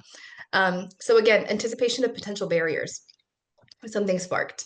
So when we're talking about language, I keep talking about Spanish solely, but something that I'm remiss to answer is language. It's also for our deaf community, is if we misinterpret that sometimes. Some etiquette I've learned, and this goes for most interpreters, is that it sometimes gets into practice where you look at the interpreter and you ignore the person you're talking to. And so thinking about those things, those little things in body posturing, and sometimes how intimidating it might be when you walk into a space and everyone's standing in a room and you're the only one sitting, or the way you're facing, all of those things too. Um, but language is one too, that sometimes caregivers are not as engaged because there's either an insecurity with their accent. I know that my mom was one of them. My mom is now bilingual, but when you think about the shame that comes from mispronouncing and just the insecurity that comes from being made fun of because they don't understand you, you didn't say it a certain way, and we think about that. And then transportation as well. Like I mentioned earlier, sometimes that's a factor in attendance. Are we making more barriers for families, or are we also acknowledging that do we need a shift where community-based services are being provided? Do we need to explore if that's a barrier too, and anticipating some of these things? Shame and guilt. I'm sure a lot of us in here struggle to ask for help, or, sometimes feel more comfortable asking for help in certain situations than others, and anticipating that we're not going to hear the full picture off the bat. There's absolutely a judgment when it comes to language. Yes, yes, yes, yes. Sometimes it's associated. So if you don't speak English, if you don't identify with the majority, insert any part, that you're already at a disadvantage because you're not assimilated to the dominant one. And so the shame and guilt can come from a lot of things. And sometimes, again, the misinterpretation and the assumption that because someone doesn't speak this, or because they're not as engaged or saying as much, maybe that's just not how it is right now. Maybe they need that. So specialized populations, what I mean by this is our men identified individuals, our LGBTQ community, our CSEC population, our individuals with disabilities. I'm missing more, and I'm curious when we're talking about our veterans, when we're talking about our migrants, our refugees, when we're talking about, there's so many that I didn't want to list because I'm so curious if you all find another community that's a specialized population. What I meant by that is the special considerations we talk about when it comes to the stereotype and sometimes the assumptions that come from not being served properly. I know when we talk about BIPOC, like our Black, Indigenous persons of color, that's a term that gets thrown out a lot. And I think with that, we also talk about, I speak on men specifically because Roger, I know you're in this space. I always think about the fact that this is, for one, a very female dominated field. And sometimes we forget about dads and we think about services and the men in the room and the mental health stigma that comes in general. And then when you apply that to our men, to our non-binary folk, and our folks that are part of cultures and communities that don't welcome that conversation. And so that might also garner engagement to look very different. And it's not out of malice. It's more so for personal reasons, for privacy concerns. It could be out of fear or even just from the newness of it. I know some of you had shared, I'm new to this field, I'm curious about this. And when we approach that in the same way when we're exposed to something new in a conversation is thinking about how exactly, Donna, yes, about how we show up for families. Yes, there are mandated things. And if we're giving families the opportunity and individuals the opportunities to let us know how they want us to show up in the capacity that we have, that in itself garners so much relief in a sense of knowing that their voice really does matter. We could say that all day. What you say matters, and we really want to hear from you.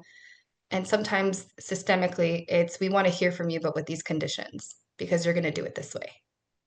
And so when we're acknowledging what privacy means, what safety means, of course, with the confines of, HIPAA and confidentiality and all the good stuff. Those are some things when we talk about machismo, for those of you who are familiar, when we talk about just that, men don't cry or that men don't have feelings, that women are very emotional, that if you're a man, you don't have feelings and we don't need to talk about those things. And I'm specifically talking about that. Those are some things to also consider when I'm talking about the cultural nuances. Tina, I think you had your hand up first. I might be wrong. I was gonna say, as far as the specialized populations, the area that I live in, we're surrounded by like a lot of different tribes.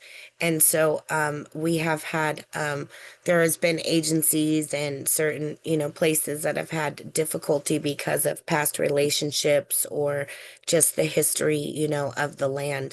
And so just being aware of that. And thankfully, we have somebody in our department who has been very successful in navigating those relationships and actually welcomes our department to the tribes and to do things, with them. So we're thankful for that. But that was something that I had to become very culturally aware of because I moved from an area where there were not any tribes. And so I had to quickly learn about a lot of cultures and a lot of history very quickly to be able to work with, the community that I now served. That's perfect. Thank you. Yes, for Indigenous tribes. And something you pinpointed to is about location. If it's a rural community too, you already know that access looks different too. Ruby, go ahead. I was gonna comment about the language. So this is more personal. My husband speaks three languages. He speaks Spanish, English, and sign language. And normally when we go to the hospital, they always assume because we look Hispanic that we need a Spanish interpreter. But the ASL comes first. My husband can't hear.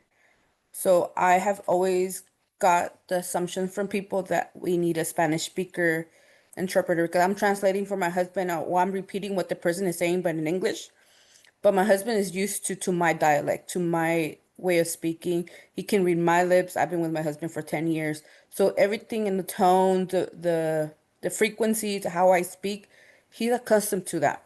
He's not accustomed to other people, how they speak. Some people are a little bit more soft. They're not very direct with their words. They don't really pronounce all the letters. So when I get those assumptions of people saying, "Oh, he needs a Spanish speaker," I'm like, "No." And I sometimes, even me personally, I get offended because they don't know what's going on and they don't ask, like, hey, what kind of interpreter do you need? That's a simple question instead of assuming I need a Spanish speaker. And I'm like, no, we need ASL. And then they don't offer it. So they say they need an interpreter, but then they don't give it to us. So they just let me continue doing what I need to do at the hospital.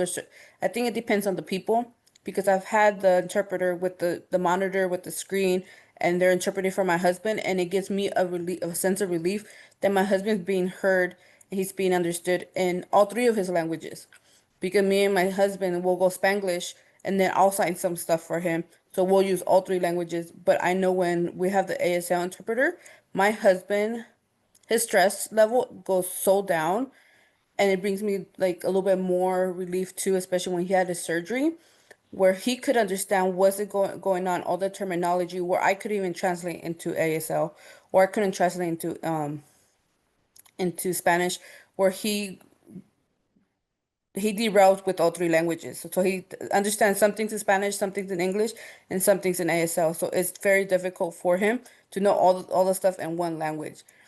And I think it's just open minded when asking for interpreter or what kind of language they speak is asking and not assuming. Because I even personally had a case where the family didn't even speak Spanish.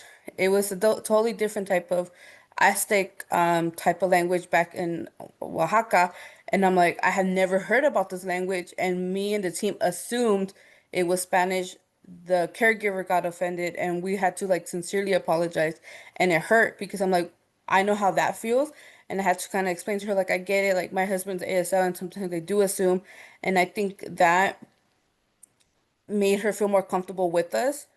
So I just wanted to bring that out, just not to assume what kind of language. Sorry, I went a little tangent. Nope, there's no sorries needed. You just yes. Yes, yes to all of that. I'm sorry that that happened, and it's a common thing where we assume off the bat that we know what needs to be said and we're ignoring that. Thank you so much. Milo, come on in. Something that like I've talked to people about is especially when it comes to like interpreter services is like they consider that going above and beyond to get an interpreter rather than considering the bare minimum because if someone is unable to communicate in the same language as the one being spoken in the room, they they will use like either family members or like a family friend to interpret rather than getting um services like versus like for us we have language services to use and utilize and a lot of people just consider that going above and beyond and I'm like this isn't going above and beyond, this is doing the bare minimum to be able to communicate with a family who may not be able to speak the same language as us or be able to understand the same language as us. And I don't know, I think it's something that should be brought up more is like it's not doing more, it's doing what we should. Yes. I need to just copy paste everything you all are saying, just put in a slide, and call out the training. Because yes, a lot of things that are considered to be bonuses or adjunct services or features because they're labeled that way if needed are often interpreted as a luxury and not a basic need. So it's like saying, well, yeah, you can be here and do all these things, but you have no idea what we're saying. You're already removing the basic premise of communication. So if we're going beyond that, um, you both are sharing that because when it comes to assuming, I think that was another point I wanted to share is sometimes assuming that based off of appearance or because of an accent or because we're saying, oh, we need an interpreter, it's a Spanish one. There's a million languages, y'all. And even Spanish has 50,000 different dialects, there's so much to it. And I think we're doing more harm by doing that when in place of that, if we just ask, you're eliminating so much and giving that power back. And so thank you both for sharing that. Um, because those are the cultural nuances, even when you mentioned the language that we weren't familiar with from Oaxaca is yes, someone had shared it in the chat too, and I'm not sure if that's what it was, but even when we talk about indigenous dialects and the languages too, that the assumption is that because you have a Spanish accent that you speak it, there are so many individuals who are still monolingual that don't speak it, that still have those roots that are no less than part of the Latinx community. So thinking about all of those things and just those even the microaggressions that come from that are not micro in impact, right?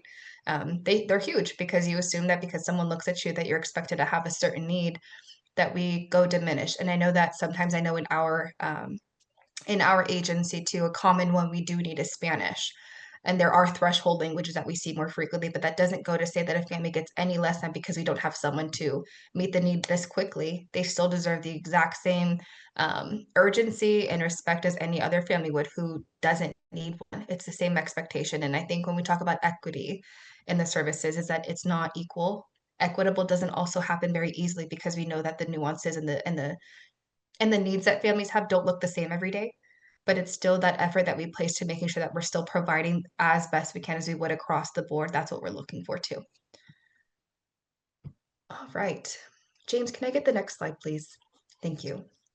So we talked about safety in spaces and how we can't guarantee safety.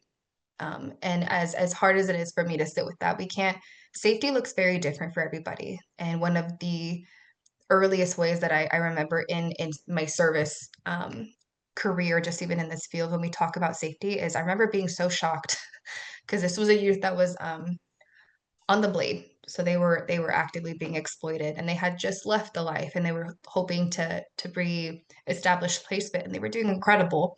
And when we talked about safety, because that was one of the concerns that this resource parent was saying is, I don't know how to keep her safe. And the way that they had expressed it to was completely different than what the youth deemed safety was.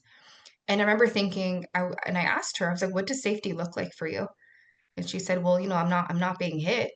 So that's good. And I know how to get into anywhere. This was a youth who was so incredibly resourceful that survived. And so her thought about safety was so shocking to me because I'm like, you think that because someone doesn't hit you, that anywhere's safe, or because it's not visible where they hit you. When I thought about that, I'm like, I know what safety means to me. And when I think about how jarring it was for me to hear that and how normal it was for her, when we think about everyone's story and how you can't miss something or recognize something you've never experienced, and having to redefine that. And so what we talked about, I think if you all have met Shavonna Gaylor, incredible trainer, and she had shared this in a training about we can't create safety for everybody because it looks different, but creating bravery can definitely be curated. So how do we create brave spaces for accountability? And this goes more so when it comes to providers, is that it starts with us.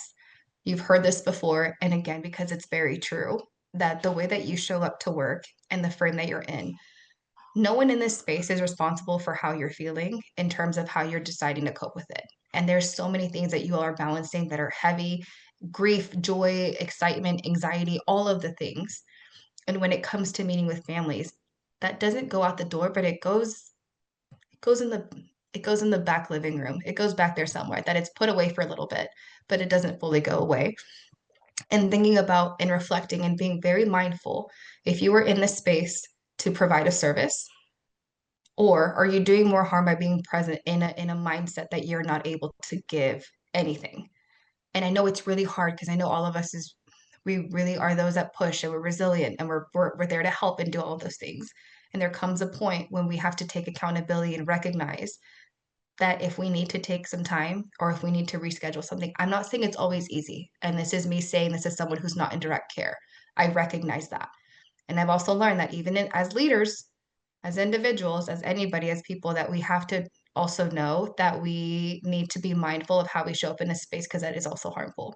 So safety can't be guaranteed, but you can absolutely curate and invite others. And so some of you had shared interventions about relating to others, even outside of trauma. And identity outside of trauma can absolutely be built, and it takes time. But the more we have conversation and bringing back the humanistic perspective that these are people that have interests that might have been put on the back burner because they were trying to survive. They have goals and strengths and all that might not be so evident on the forefront, but are absolutely still there. That's how we highlight the families are not responsible for our needs. This also goes for teaming. A family should not have any sense that you don't like anybody on your team, if that's the case. They should not have sensed that in your case management call that so and so thought this, and we had 3 different perspectives and we couldn't come to a decision in that child and family team meeting. They should not be able to see that. because that's the part, right? That the unifying goal is to serve the family. And even if you have your differences, and that's the hard part. And I know I've experienced it too, where I'm like, sometimes you meet people and you can't. And that doesn't mean that you're disrespectful about it, but it does take more intentional effort to be able to be present and remember why you're there. And consistency is also an intervention that gets underutilized. Not over promising and saying you're going to be there through everything and you can call me whenever you need me.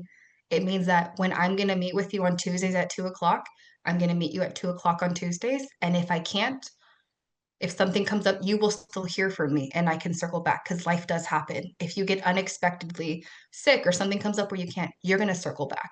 That we can do. And that's how you avoid the detriment of overpromising and underdelivering. And that's how you heal yourself and others in a system that might have they might have left a bad taste in the mouth, and that has nothing to do with you, but those are those little grains that we start to put in. So that's the accountability piece. Next slide, please, James. Okay, so like I mentioned, what is learned here leaves here. There are things, and I know we're coming up on time. Man, I didn't think that we went that fast, but I know that some of you shared that you're newer to the field. I know that some of you this might be familiar, and maybe you took a little nugget from those who were so brave to share and just really left a mark on even just some of the things that you all said. What's a current practice you use now? Or maybe one that you learned today that someone else had shared that you can commit to implementing in your work moving forward. So if you care to share, we can take a couple hands. If you feel compelled to share in the chat, please do.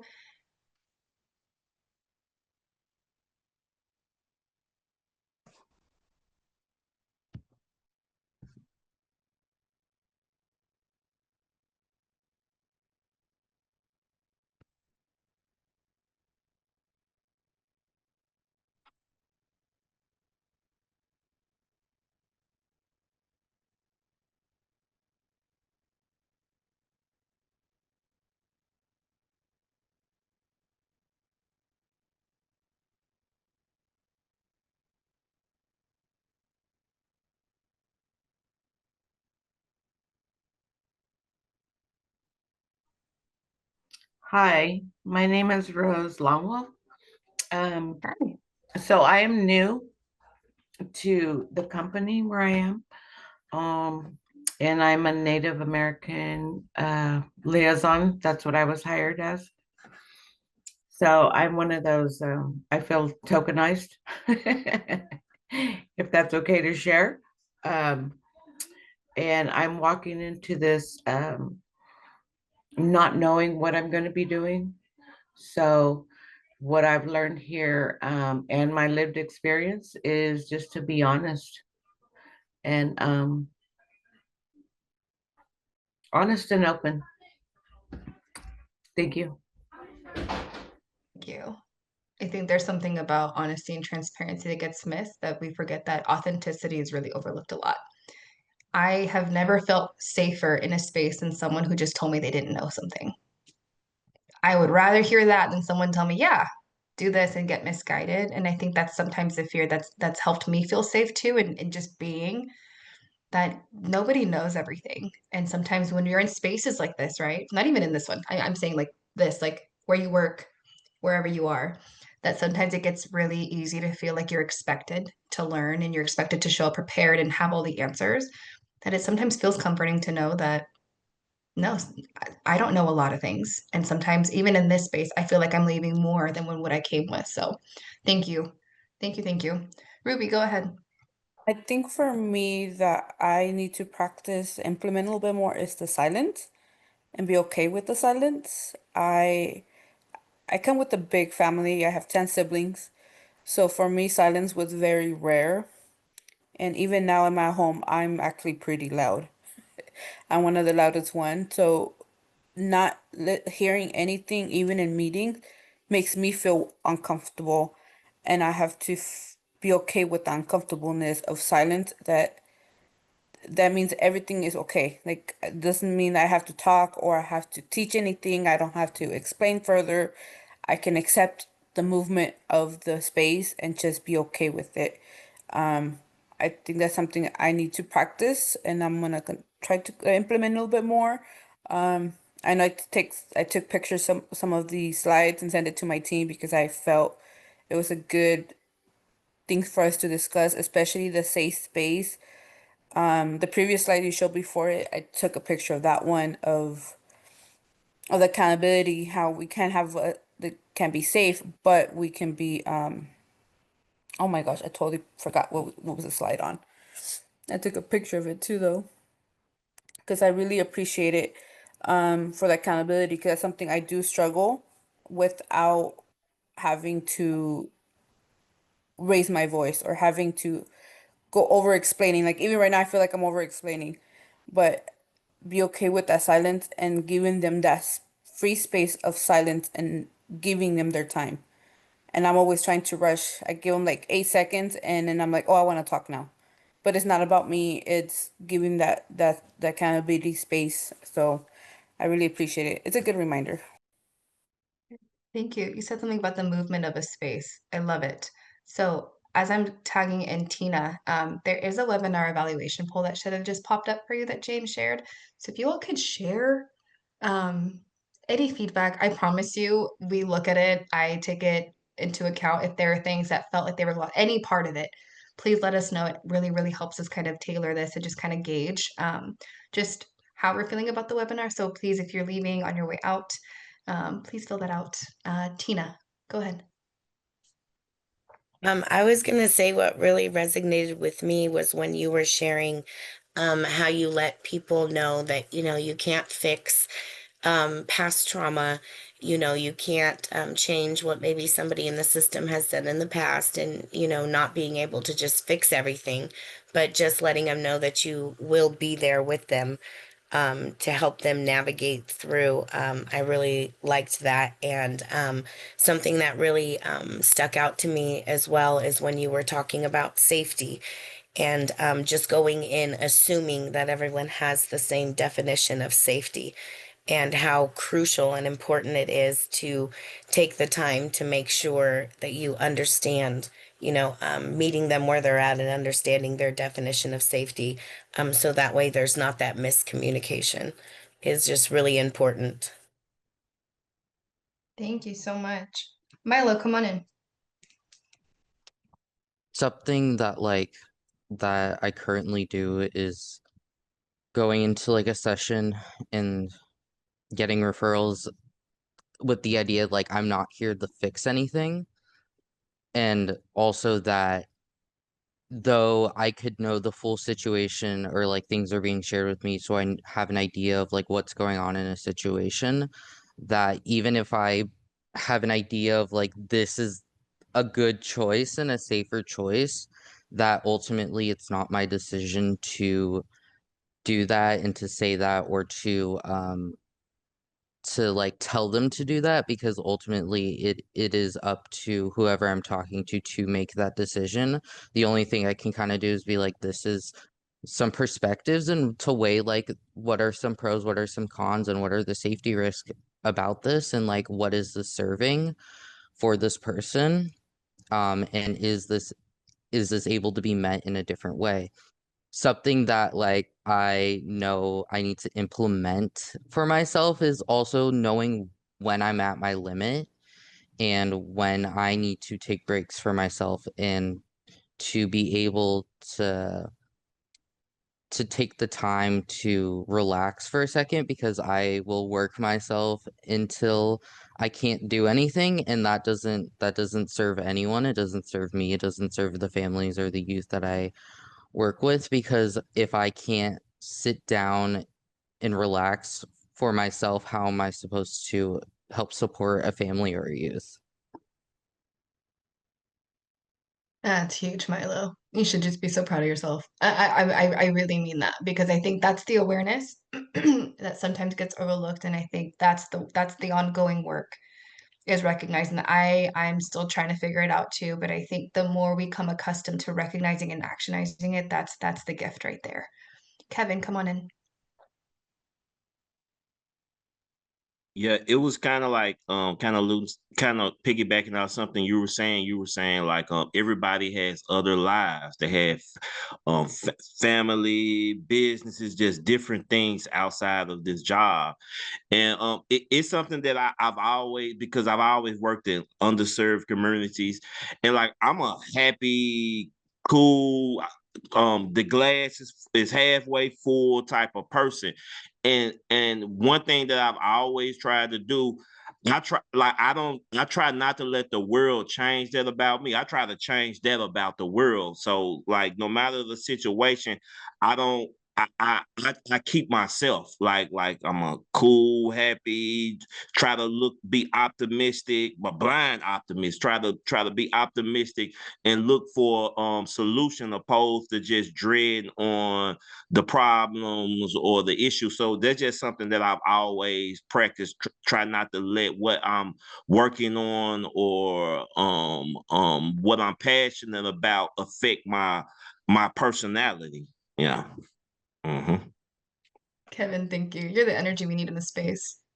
All of you have a style to you and a gift that you each hold in the way that it shows up for families that you know exactly what's needed in a space. Even when you don't, you do. So thank you, Kevin, because we absolutely need people like you in the field too. Risha, come on in.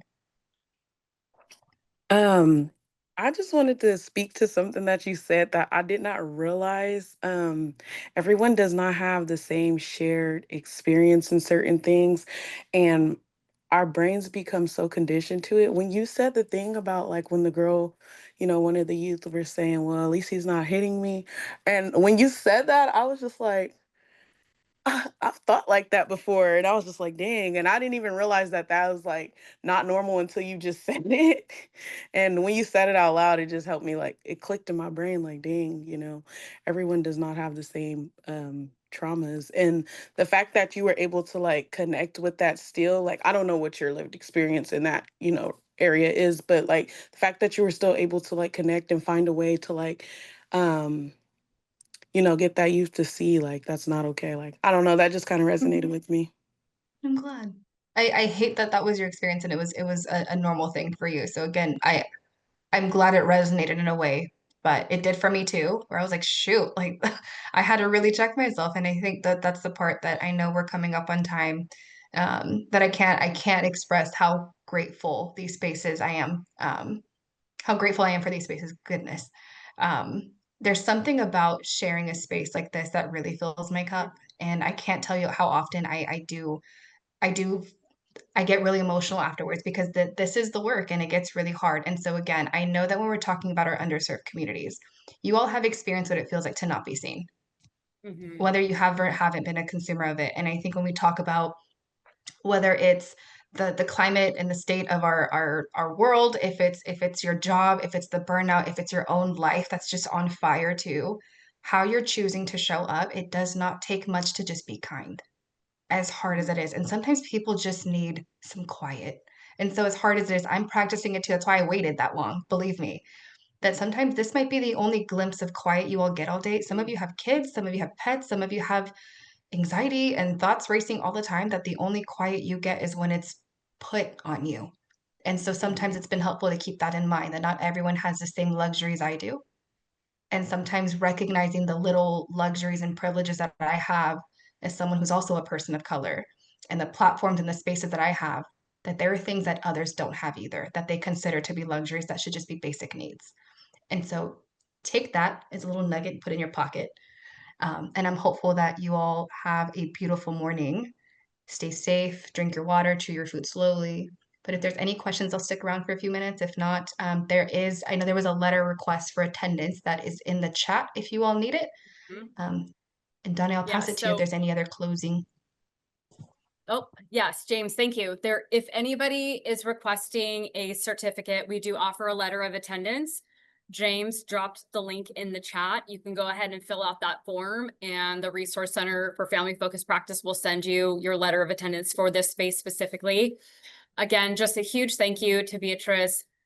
Your knowledge, the way that you present and address all the topics that you present is always through grace, beauty, and strength. and knowledge is amazing, and I love watching you. Rocio, thank you for sharing. My takeaway today is if we can't acknowledge it, how can we support? And that was powerful with the, what was it, the pearl clutching, you know? And I Oh, think that's Jamie, often, yes. yeah. You know, my generation, I'm 51 years old, I'm Gen X, and we're just now starting to speak and say the things. And I think being in this field, I've had a luxury that other adults my age might not have had. And so to continue to say the hard things and have the tough conversations is step one. And asking our youth and families, how would they like us to show up? Again, Beatrice named it earlier, for all of you to show up on a Tuesday morning from 9 to 11 to gain more knowledge around meaningful engagement for our youth and families, particularly those who are marginalized. Kudos to you. Thank you